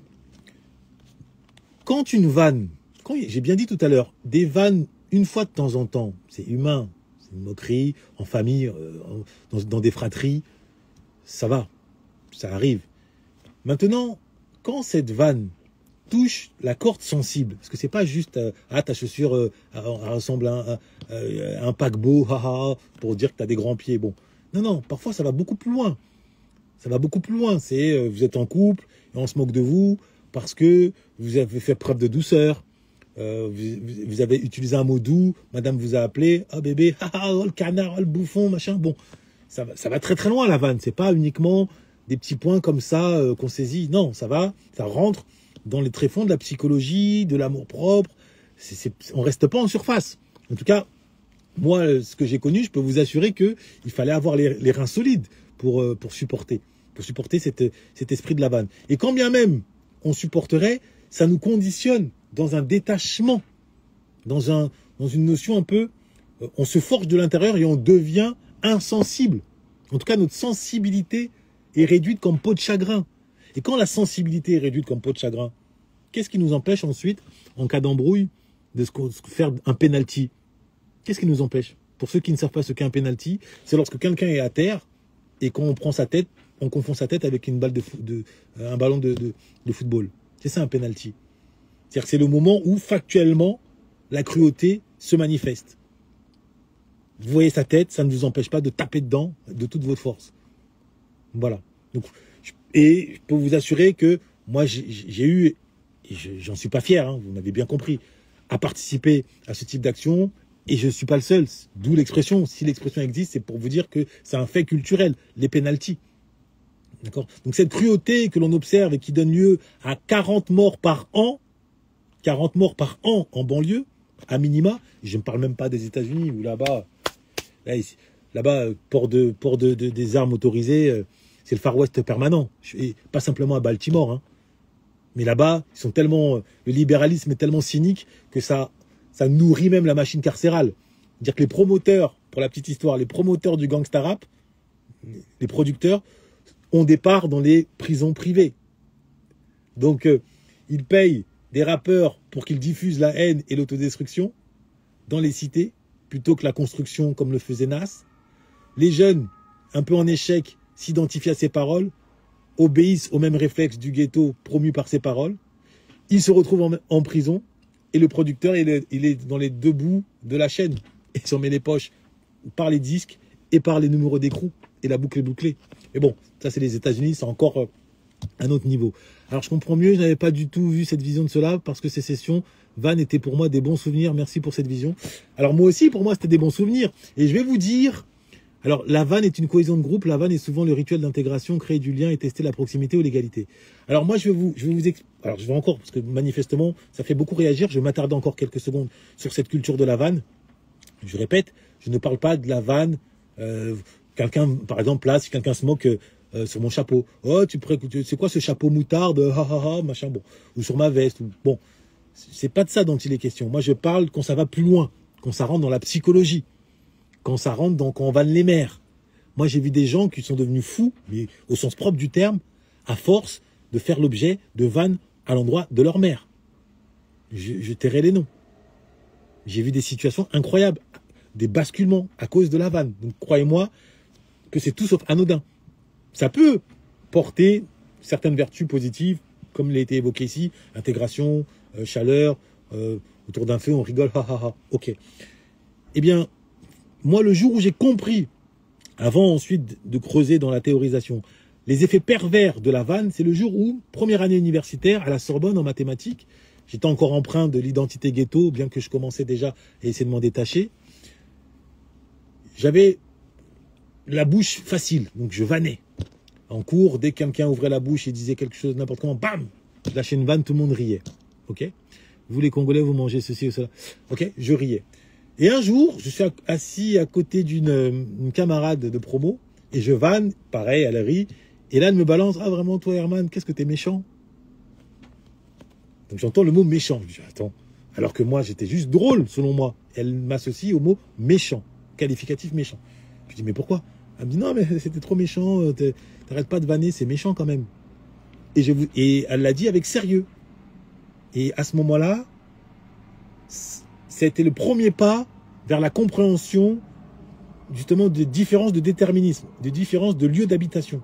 En fonction de l'univers dans lequel on a grandi, on ne vit pas et on ne perçoit pas la vanne de la même façon. D'accord? Et oui, la vanne, là vous dites, effectivement, c'est de l'humiliation, pas de la vanne. Oui, mais comment être sûr que votre vanne ne va pas causer de l'humiliation? À quel moment? Il n'y a pas de baromètre. Parfois, vous pouvez l'anticiper. À d'autres moments, c'est pas possible. Chacun a sa sensibilité. Vous pouvez penser que c'est juste pour rire et la personne reçoit la vanne profondément humiliée. D'accord? Voilà, guerre, très bien dit. Guerre psychologique s'inscrit dans une logique de guerre psychologique. C'est exactement ça. C'est exactement ça. Je vous donne un exemple. Une personne, par exemple, elle est un peu amaigrie, un peu maigre. Vous pouvez lui dire, sac de clous, qu'est-ce qui se passe, tu veux faire des vis? Enfin, voilà, vous vous moquez de son physique parce que vous estimez que cette personne est maigre. Maintenant, qui ne vous dit pas que cette personne subit un mal-être profond, qu'elle n'est pas bien dans sa peau, et peut-être même que ce mal-être l'a éventuellement l'a rapproché des idées sombres à se donner la mort? Vous ne savez pas. Inversement, le cas extrême opposé, la personne est en surpoids. D'accord? La personne est en surpoids, bon, vous êtes là, oh mais arrête, lui il marche pas, il roule, arrête de rouler. Ça peut vous faire rire. Mais peut-être que cette personne en surpoids est déjà écrasée par un mal-être terrible. D'accord? Et à ce moment-là, ce mal-être, pareil, peut la meurtrir, peut lui donner envie de se prostrer, de rester à la maison, au point de se couper du monde. Donc fondamentalement, je peux vous assurer que la culture de la vanne, quand c'est, j'insiste comme toute chose, de manière comme ça, de temps à autre, par petites touches, c'est pas la fin du monde.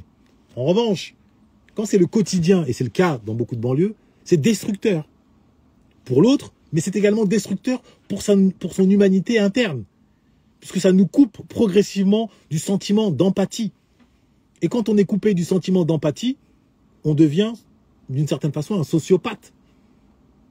Et voilà comment, aujourd'hui, à l'heure où je vous parle, la moitié des hôpitaux psychiatriques sont occupés par des frères, un peu de sœurs, mais surtout des frères, issus des banlieues HLM, qui ont commis des actes de folie, qui ont basculé. Et ceux qui n'y voient aucun rapport, je peux vous assurer qu'il y a un vrai lien. Parce que vous vous faites vanner, quand vous vous faites vanner, ça vous vexe, vous réagissez parfois violemment, parce que vous n'avez pas forcément la répartie, tout le monde n'a pas la répartie d'un Jamel Debbouze. Donc vous démunis, moqués au milieu de tout le monde, ben vous basculez dans la violence physique. Sauf que parfois la violence physique vous oblige à ce qu'on appelle faire une dinguerie. Et faire une dinguerie, ça peut vous amener là-haut, là, à câbler. Il y a tout un tas d'expressions en plus. Câbler, faire une dinguerie, ça vient pas de nulle part. J'ai été témoin, mais visuellement, factuellement, de 3 basculements dans la folie. 3. Le premier, c'était un jeune frère, je tairai le nom, mais qui se faisait passer un peu pour un dur à cuire. C'était à l'époque où les films de Jean-Claude Van Damme battaient leur plein, et beaucoup d'entre nous se prenaient pour Jean-Claude Van Damme à faire des grands écarts et à taper dans les poteaux avec le tibia. Ah, Bloodsport, bam, bam, bon. Lui, il en faisait partie, vraiment. Donc c'était un mélange de Jean-Claude Van Damme et de Tony Montana. Ok ? Donc vraiment, il impressionnait tout le monde parce que dans le hall, il aimait bien faire des gestes montrant que, attention, fallait pas le test. Bon. Donc il y a toujours cette pression psychologique, on impressionne. Comme les défilés militaires hein, à l'échelle géopolitique. Hein, quand tel ou tel État, ou la Chine ou aujourd'hui la Russie font défiler leur armée, c'est pas juste pour les décrasser, pour décrasser les jambes des militaires. C'est pour montrer à la face du monde, attention, on a des coronets très lourdes. Bon, je referme la parenthèse. La psychologie en haut lieu, la psychologie en bas lieu, c'est quasiment du pareil au même. Mais ça, c'est une autre histoire.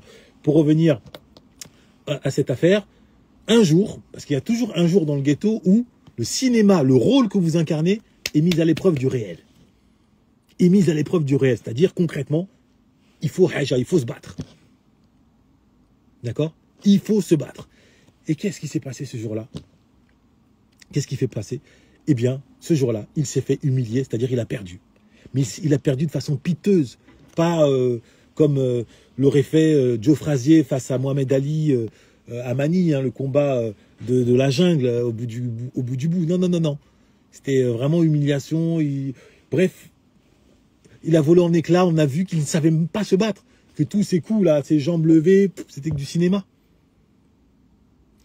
Eh bien, figurez-vous que ce moment-là, ça fait basculer sa vie. Dès le lendemain, le même qui est au centre du hall à impressionner tout le monde, il s'est mis à marcher seul, a commencé à parler tout seul. Et c'est comme ça qu'on a perdu. Et à l'heure où je vous parle, il n'est plus de ce monde, puisqu'il a fini bien des années plus tard à se donner la mort. Ça, c'est un exemple. D'accord ? J'ai connu un autre exemple, mais c'est toujours dans les mêmes configurations. Rapport de force qui tourne mal, tu veux faire le fou, ça se retourne contre toi. Comme dans le ghetto, c'est une grande arène doublée d'une grande radio, ben, vous êtes la risée. C'est-à-dire même le petit de 10 ans à qui vous demandiez d'aller vous acheter un sandwich grec, il vas-y, toi, vas-y, tu vas te hagal, vas-y, je vais te hagal comme l'autre là. Vous avez plus de dignité, plus d'estime de vous-même. C'était le seul espace où il vous restait pour bâtir votre estime. L'école vous a craché dessus, les livres d'histoire ont craché sur votre identité culturelle. La police crache sur votre couleur de peau, il restait que la rue et votre surnom et votre cité. Et même là, c'est fini, le petit en bécane, en VTT se moque de vous. Qu'est-ce qu'il vous reste? Terrible. Donc là, pareil, vous basculez. Et les exemples sont nombreux. Donc soit vous devenez fou au point de prendre une arme et aller jusqu'au bout. À ce moment-là, vous vous retrouvez en prison. Parce que vous avez mis un coup de couteau à un type qui vous avait hagal, vous ne l'avez pas supporté, vous êtes revenu à la charge, mais cette fois-ci, selon vous, la fin justifiant les moyens, boum, vous l'avez envoyé au cimetière, avec un couteau ou avec une arme à feu. Eh oui, ça arrive très souvent. Ou soit vous-même, vous avez câblé, ne supportant plus la moquerie, et vous avez perdu pied littéralement.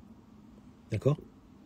Et je peux vous assurer, pour celles et ceux, par exemple pour la sœur qui vit en Suisse, à Lausanne, et j'espère qu'elle est toujours là, ce que je décris là, c'est pas une vue de l'esprit, c'est la réalité du quotidien de bon nombre d'hommes afro qui sont confrontés jour après jour, surtout à l'adolescence, et là je réinsiste, de ceux qui sont en échec scolaire et qui construisent leur estime personnelle dans ces codes-là d'hypervirilité, violence, hypersexualité, eh bien, c'est destructeur émotionnellement.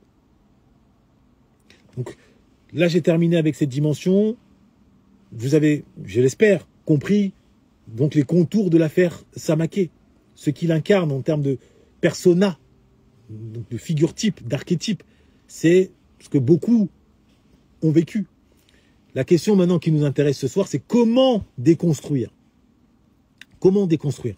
Parce qu'au bout du compte, moi je suis pas là pour vous déverser du pessimisme et de l'obscurité et après aller dormir. Hein. Vous me connaissez, c'est pas mon dada. Comment déconstruire? D'abord, pour déconstruire, c'est comme tout. Hein. C'est prendre conscience. Prendre conscience que l'identité ghetto, c'est-à-dire ce qu'on croit être notre identité culturelle, ce n'est pas une identité, c'est une maladie. C'est d'abord le premier impératif. Et ça, c'est pas évident. Il suffit de voir les commentaires parfois que je reçois en dessous de mes préventions. Ah, mais non, on est comme ça. Ah, tu te prends pour qui? Ah, on n'est pas des bourgeois. Alors que je demande juste de troquer son pull à capuche contre une chemise et un pantalon. Hein. Je ne demande pas de s'appeler Charles-Henri ou d'aller vivre à Neuilly. Je demande juste de se détacher des stigmates, des codes du ghetto autodestructeur. Et déjà, c'est trop demandé. Donc déjà, prendre conscience qu'il n'y a rien, il n'y a aucune fierté à se réclamer du 9-3, du 9-1, du 7-8, à se réclamer de telle ou telle cité. Ce sont des accidents de l'histoire. Nos parents, nos grands-parents, notre ancestralité n'a absolument rien à voir avec le HLM. Il n'y a aucun lien. Il n'y a aucune fierté. Soundiata Keïta, il n'a pas grandi à Grigny-la-Grande-Borne. Le roi Congo, il n'a pas grandi à Sarcelles, au Val-Fouré, à Mantes-la-Jolie. D'accord? Toussaint Louverture, il n'a pas grandi à la Castellane. Donc, à quel moment on doit être fier de représenter des murs qui, non seulement ne nous appartiennent pas, mais n'ont aucune attache avec un arbre généalogique duquel on est issu. Donc, quand on analyse bien, c'est totalement absurde. Maintenant, l'humain est ainsi fait, la nature a horreur du vide, on est un animal grégaire, on vit dans le groupe, dans l'extériorité.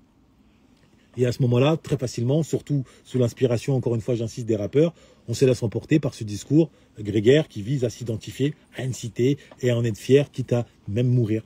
Voilà, c'est les guerres des cités. Hypervirilité face à hypervirilité.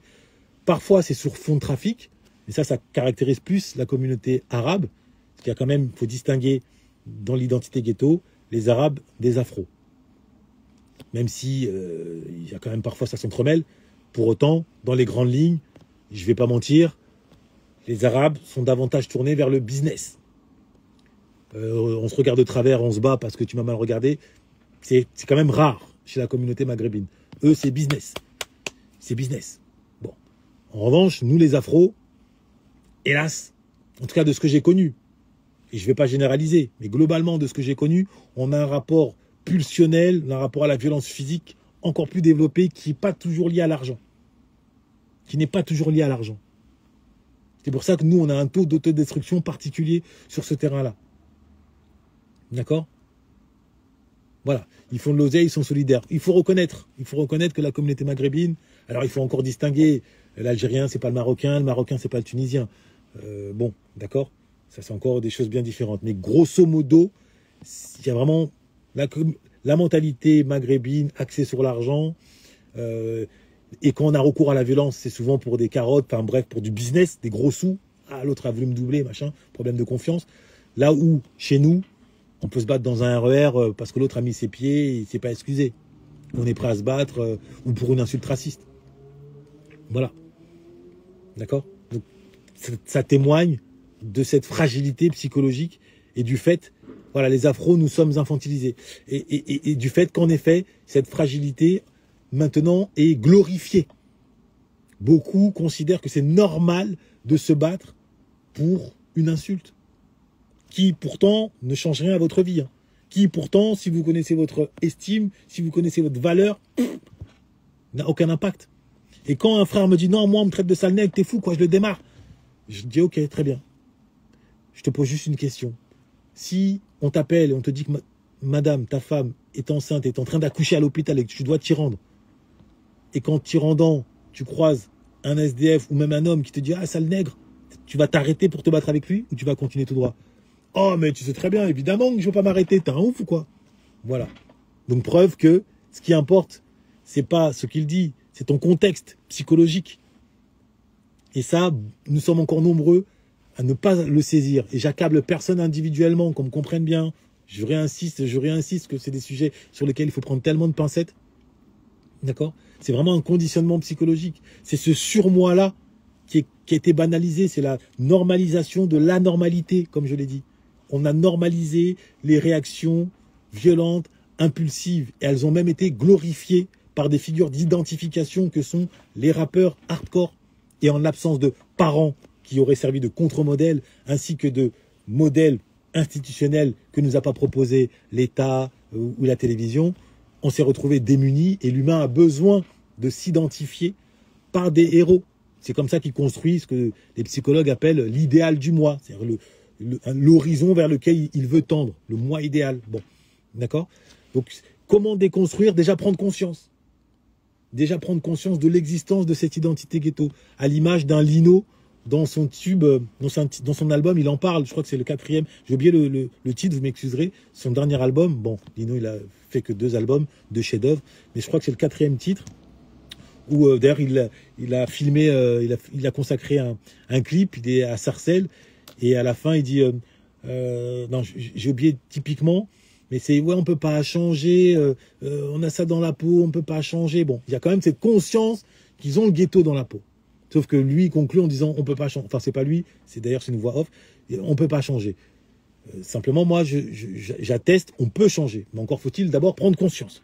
Prendre conscience que ce que l'on croyait être une arme, c'est un défaut. Ce que l'on croyait être une forteresse, c'est une prison.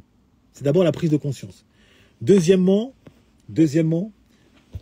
et ça c'est une observation factuelle, souvent ce qui permet de sortir du ghetto, on va pas se mentir, c'est l'islam. La religion musulmane, majoritaire en banlieue, elle aide beaucoup de frères à sortir. Alors, de plus en plus, maintenant, il y a le protestantisme aussi. D'accord? Donc, je suis pas en train de donner des bons points à l'un et moins à l'autre. Hein. En tout cas, globalement, un modèle de spiritualité. Ça arrache cette jeunesse hyper virile et autodestructrice des griffes de cette culture, de ce tourbillon du néant. D'accord? Ça fonctionne relativement bien. À un détail près, c'est que l'avantage de la conversion, c'est également un désavantage. Je m'explique. Il est facile de se convertir. La shahada, c'est 3 mots, 3 phrases, hop, on est converti. Mais c'est d'autant plus facile que dans les faits, eh bien, si ça ne suit pas en termes de pratique, ce qui suppose une appropriation du savoir, l'un des premiers principes, on oublie de le dire, hein, une première obligation de l'islam, c'est de lire. C'est de lire. Donc si vous vous convertissez mais que vous ne lisez pas, vous ne serez pas un musulman. Vous êtes ce qu'on appelle d'ailleurs les journalistes, ils ont trouvé cette trouvaille, islamo-racaille. Et c'est vrai. C'est vrai. Donc vous dites voilà, chaque fin de phrase, vous faites le ramadan, ok. Néanmoins, à côté de ça, bon, vous êtes encore vous entretenez encore un rapport étroit avec la violence, vous êtes encore plus ou moins en futuring avec l'hypersexualité. Et ça donne Bakary Samaké.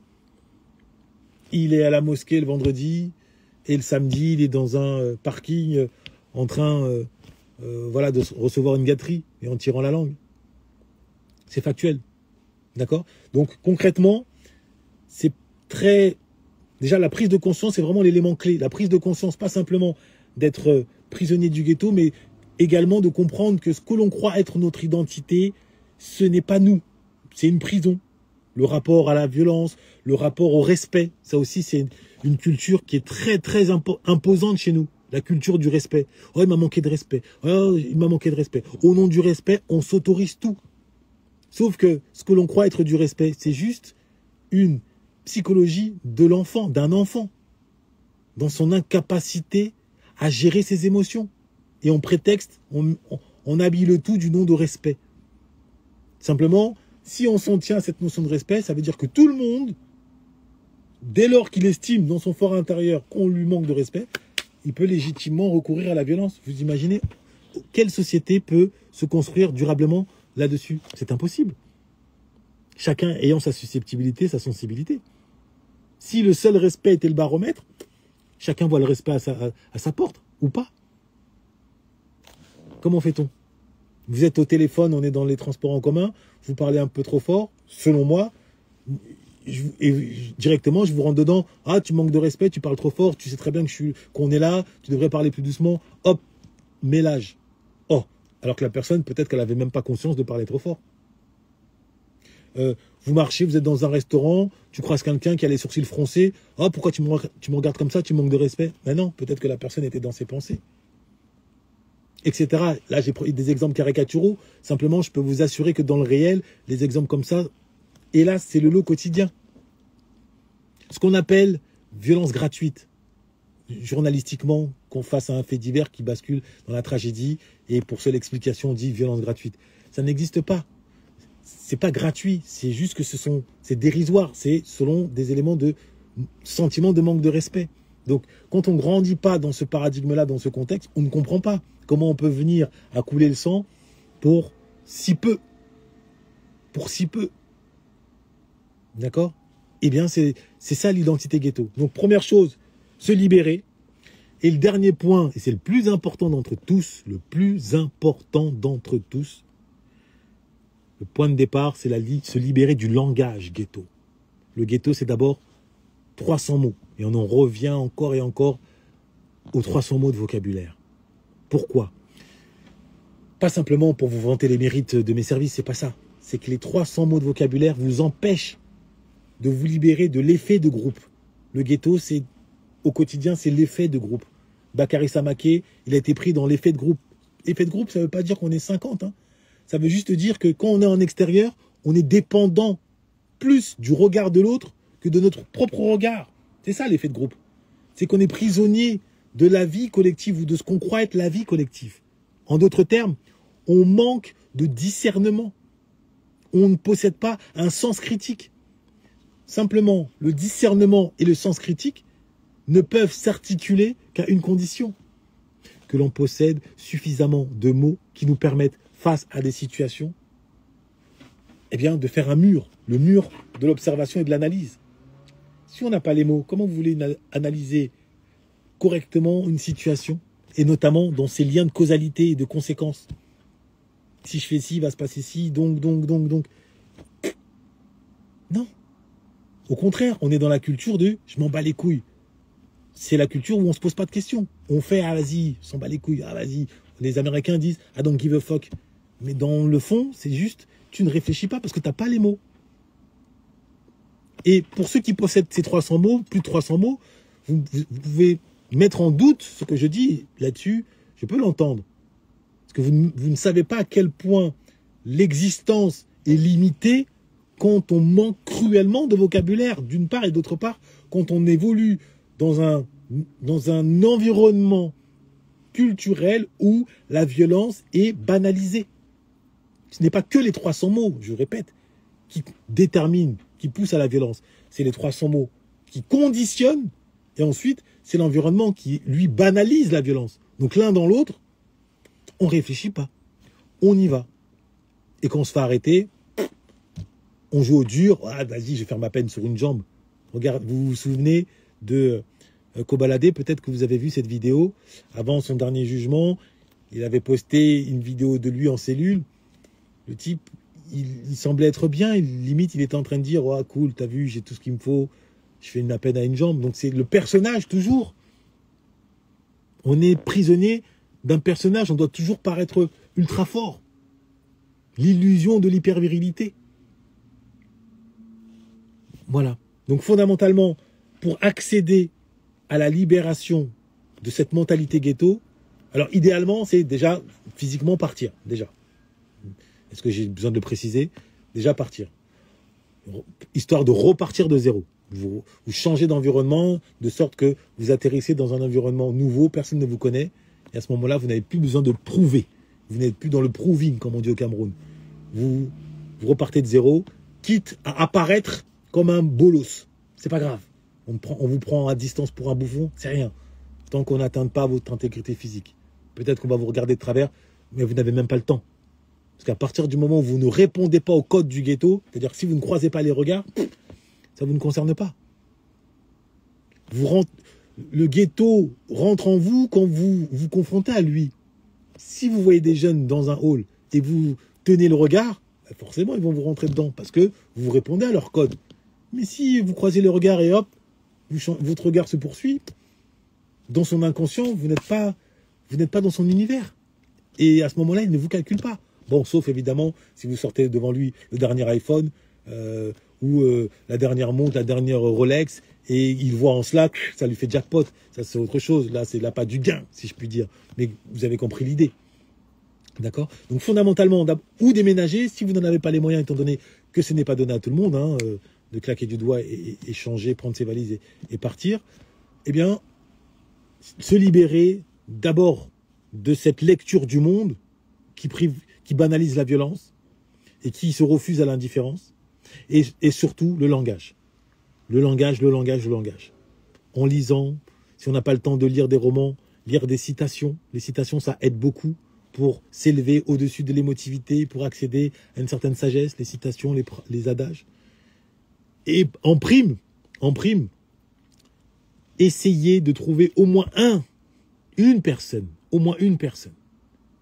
Normalement, vous pouvez trouver au moins une personne qui partagera votre sensibilité, votre envie d'échapper aux griffes du ghetto.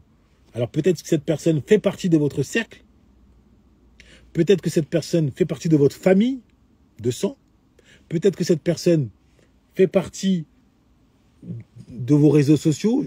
Honnêtement, c'est aléatoire. Avec une personne, c'est plus facile que tout seul, c'est ce que je vais vous dire. Tout seul, ça nécessite vraiment une force mentale hors norme. D'accord? Alors, est-ce que je serais prêt à prendre en charge Samaké pour le former?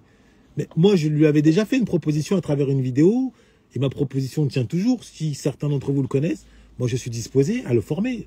Il n'y a même pas de question à se poser là-dessus, fondamentalement. Maintenant, est-ce que lui le voudra? Est-ce qu'il acceptera? Je pense qu'aujourd'hui, il serait peut-être davantage disposé, compte tenu de ce qu'il traverse. Clairement, ce qu'on n'apprend pas par la sagesse, on l'apprend par la souffrance. Et alors, nous parlons, il doit être vraiment au fond du trou, d'autant que, sans rentrer dans les détails, manifestement, je l'ai dit tout à l'heure, sa femme ou sa future femme semble avoir pris une décision irrévocable en actant une rupture. D'accord? Donc, je confirme, les citations et la philo m'ont beaucoup aidé, ne serait-ce que pour les questions existentielles. Oui, clairement, si vous n'avez pas le temps, je le dis, de vous plonger, de consacrer énormément de temps à la lecture, divers et variés, consacrez-vous au moins au site. Prenez un dictionnaire d'adages. Même par exemple, récemment,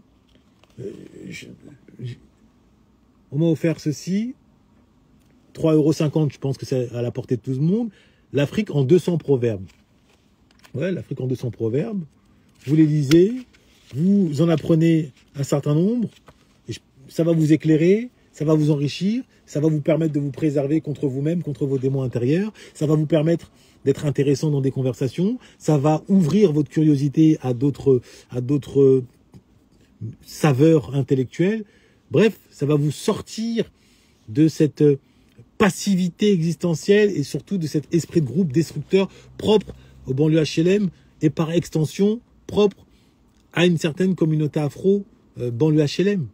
Parce que l'identité ghetto, même si elle se caractérise de façon massive au sein des jeunes hommes déscolarisés, elle contamine aussi ceux qui travaillent par un effet ricochet. C'est-à-dire qu'il y a celui, la caïra pure et dure, qui est dans le terre-terre ou qui est au Hebs ou qui fait que des allers-retours. Ok, lui, bon, c'est très très compliqué, c'est l'extrême. Maintenant, lui, il a des frères, il a des cousins, il leur parle. Donc le langage déjà, les expressions sont plus ou moins les mêmes. Le rapport à la violence n'est pas extrême. Donc, grosso modo, je pense que la connexion est revenue, c'est que quand on vient, j'ai quasiment perdu le fil. Ouais, la connexion est revenue. Donc, celui qui, voilà, j'expliquais qu'il y a un phénomène de contagion propre à l'identité ghetto. Donc, il y a celui qui l'incarne à l'extrême. Maintenant, toutes celles et ceux qui y ont grandi sont plus ou moins touchés à différents degrés. Et notamment au niveau du langage. À commencer par l'accent ghetto.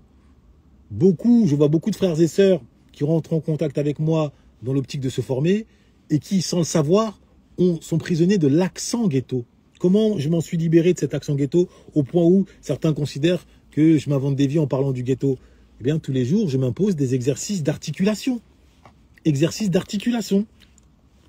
Quand te désolidariseras-tu d'Elisa. Tu te désolidariseras. Les chaussettes de l'archiduchesse sont-elles sèches ou archi-sèches? Les exercices d'articulation, tous les jours, 5 minutes, 8 minutes, 10 minutes, peu importe, tous les jours, de manière déjà à sortir de l'accent hostile. Il faut savoir que le langage ghetto, il met l'accent sur la deuxième syllabe, ce qui rend une tonalité trop grave, agressive. Deuxièmement, le débit de parole est extrêmement rapide quand on parle dans le langage ghetto, au point où on mange les mots.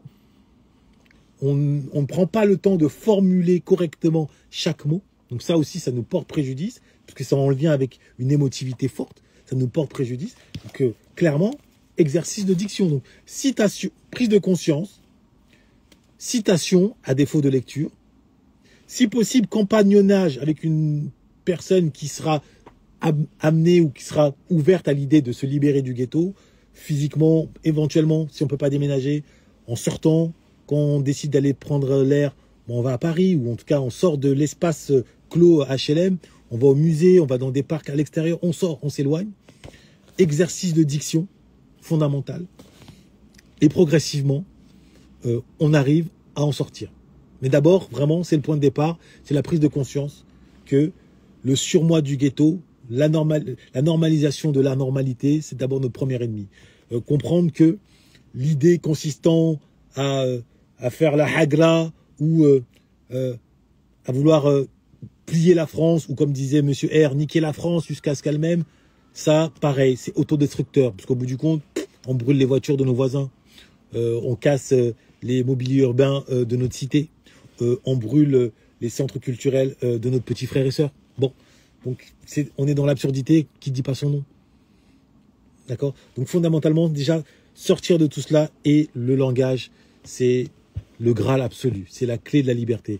Moi, évidemment, j'ai bénéficié d'un entourage, je n'ai pas de grand mérite. J'ai eu la chance à l'université, au sortir du HEBS, directement d'être récupéré, un entourage, et qui plus est en plus à l'époque, c'était un entourage juif qui m'a plongé dans un amour de la connaissance permanence, dans l'amour de la culture générale, dans l'ivresse des mots.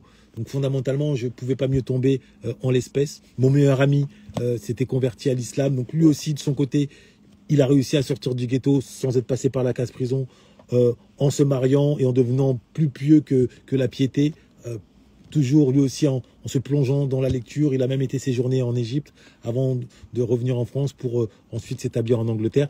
Mais le point de départ, pour lui comme pour moi, c'est la conquête de nous-mêmes par la conquête des mots. La conquête de notre liberté par la conquête des mots et par la prise de conscience que la grille de lecture, que par la morale de la rue, c'est la morale de l'autodestruction. Mais c'est pas facile. Accepter de devenir un gentleman, de faire preuve de courtoisie, là où on se voulait être hyper viril face par exemple à la gente féminine, considérer qu'une femme qui porte une mini-jupe, c'est pas une PITE, c'est juste une femme, point barre, et qu'à ce titre, eh bien, si on veut rentrer en contact avec elle, il est préférable de faire un travail sur nous plutôt que de la forcer, par exemple. Enfin voilà, c'est tout un travail en profondeur à effectuer qui doit démarrer par une prise de conscience de cet enfermement, d'une part, et d'autre part, par une prise de conscience de la sécheresse verbale de laquelle nous sommes prisonniers et qui conditionne notre rapport au monde, qui conditionne notre rapport à la bassesse existentielle, la culture de la vanne, la bassesse existentielle, le goût de la violence au nom du respect. J'espère avoir fait le tour. Il y aurait beaucoup à en dire encore. Pour ce qui est des références intellectuelles, pour celles et ceux qui veulent creuser davantage, j'ai cité tout à l'heure Thomas Hobbes. Durkheim, c'est très important aussi sur la notion de fait social. C'est-à-dire la Kaira-attitude, c'est aussi un fait social, c'est-à-dire une manière d'être, de parler, de penser, qui s'impose de l'extérieur et qui ne dépendent pas de l'individu. Donc c'est important, ça peut être intéressant. Norbert Elias, c'est un enrichissement aussi pour comprendre la notion d'autocontrôle. Donc voilà les principales références. Bon, Max Weber pour l'idée de la violence légitime, qui a la légitimité de la violence. Voilà quelques pistes, hein, évidemment quelques pistes. Après, c'est jamais exhaustif, hein, vous m'avez bien compris. Il faut regarder comment vivent les autres communautés en Europe. Voilà, est-ce que vous avez quelques questions, même si j'ai étiré votre patience? Merci d'être resté avec moi jusqu'à cette heure-ci. J'espère avoir été à la hauteur de vos attentes, de votre curiosité. Si c'est le cas, bon j'en suis honoré. Merci de me donner cette énergie positive, de participer avec vos remarques tout aussi pertinentes les unes que les autres.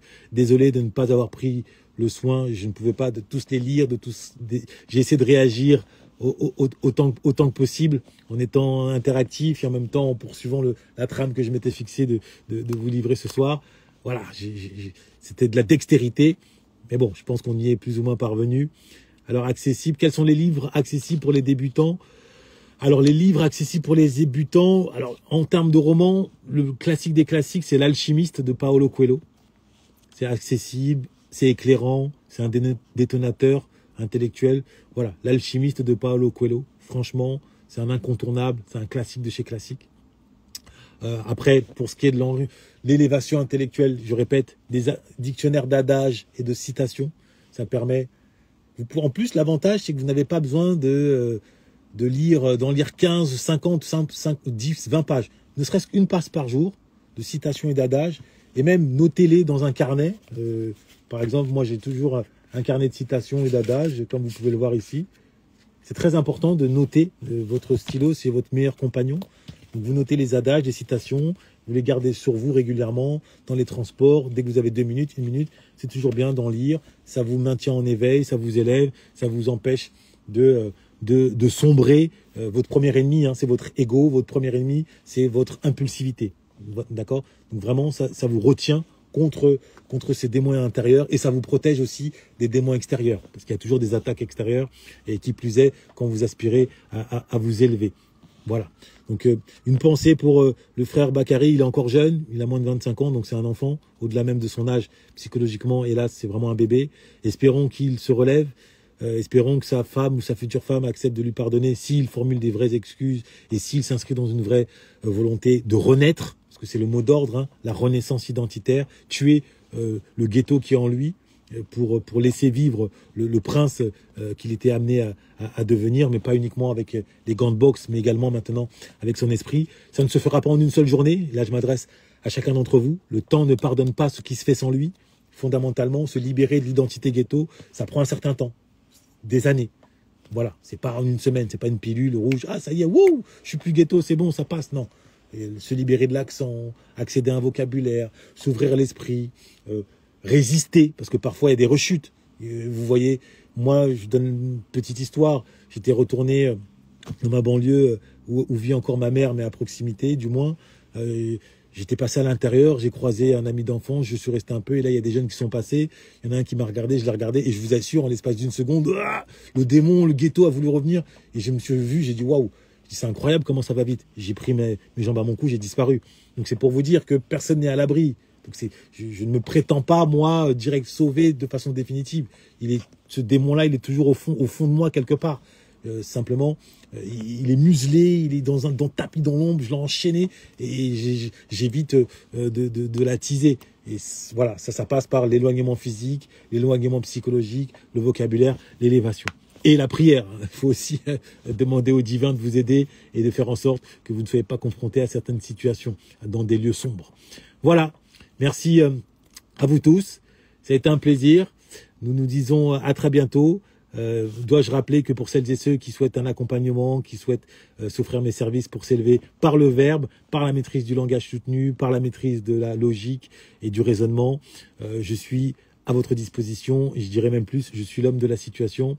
N'hésitez pas à m'envoyer un message en MP et nous rentrerons plus dans les détails concernant vos besoins spécifiques. Et en l'espace de 3 mois, votre vie sera littéralement transformée.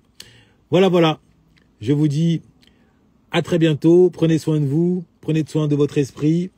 Et si je dois résumer en faisant un clin d'œil à Maître Mbeko, au frérot, lisez ou mourrez. À très vite.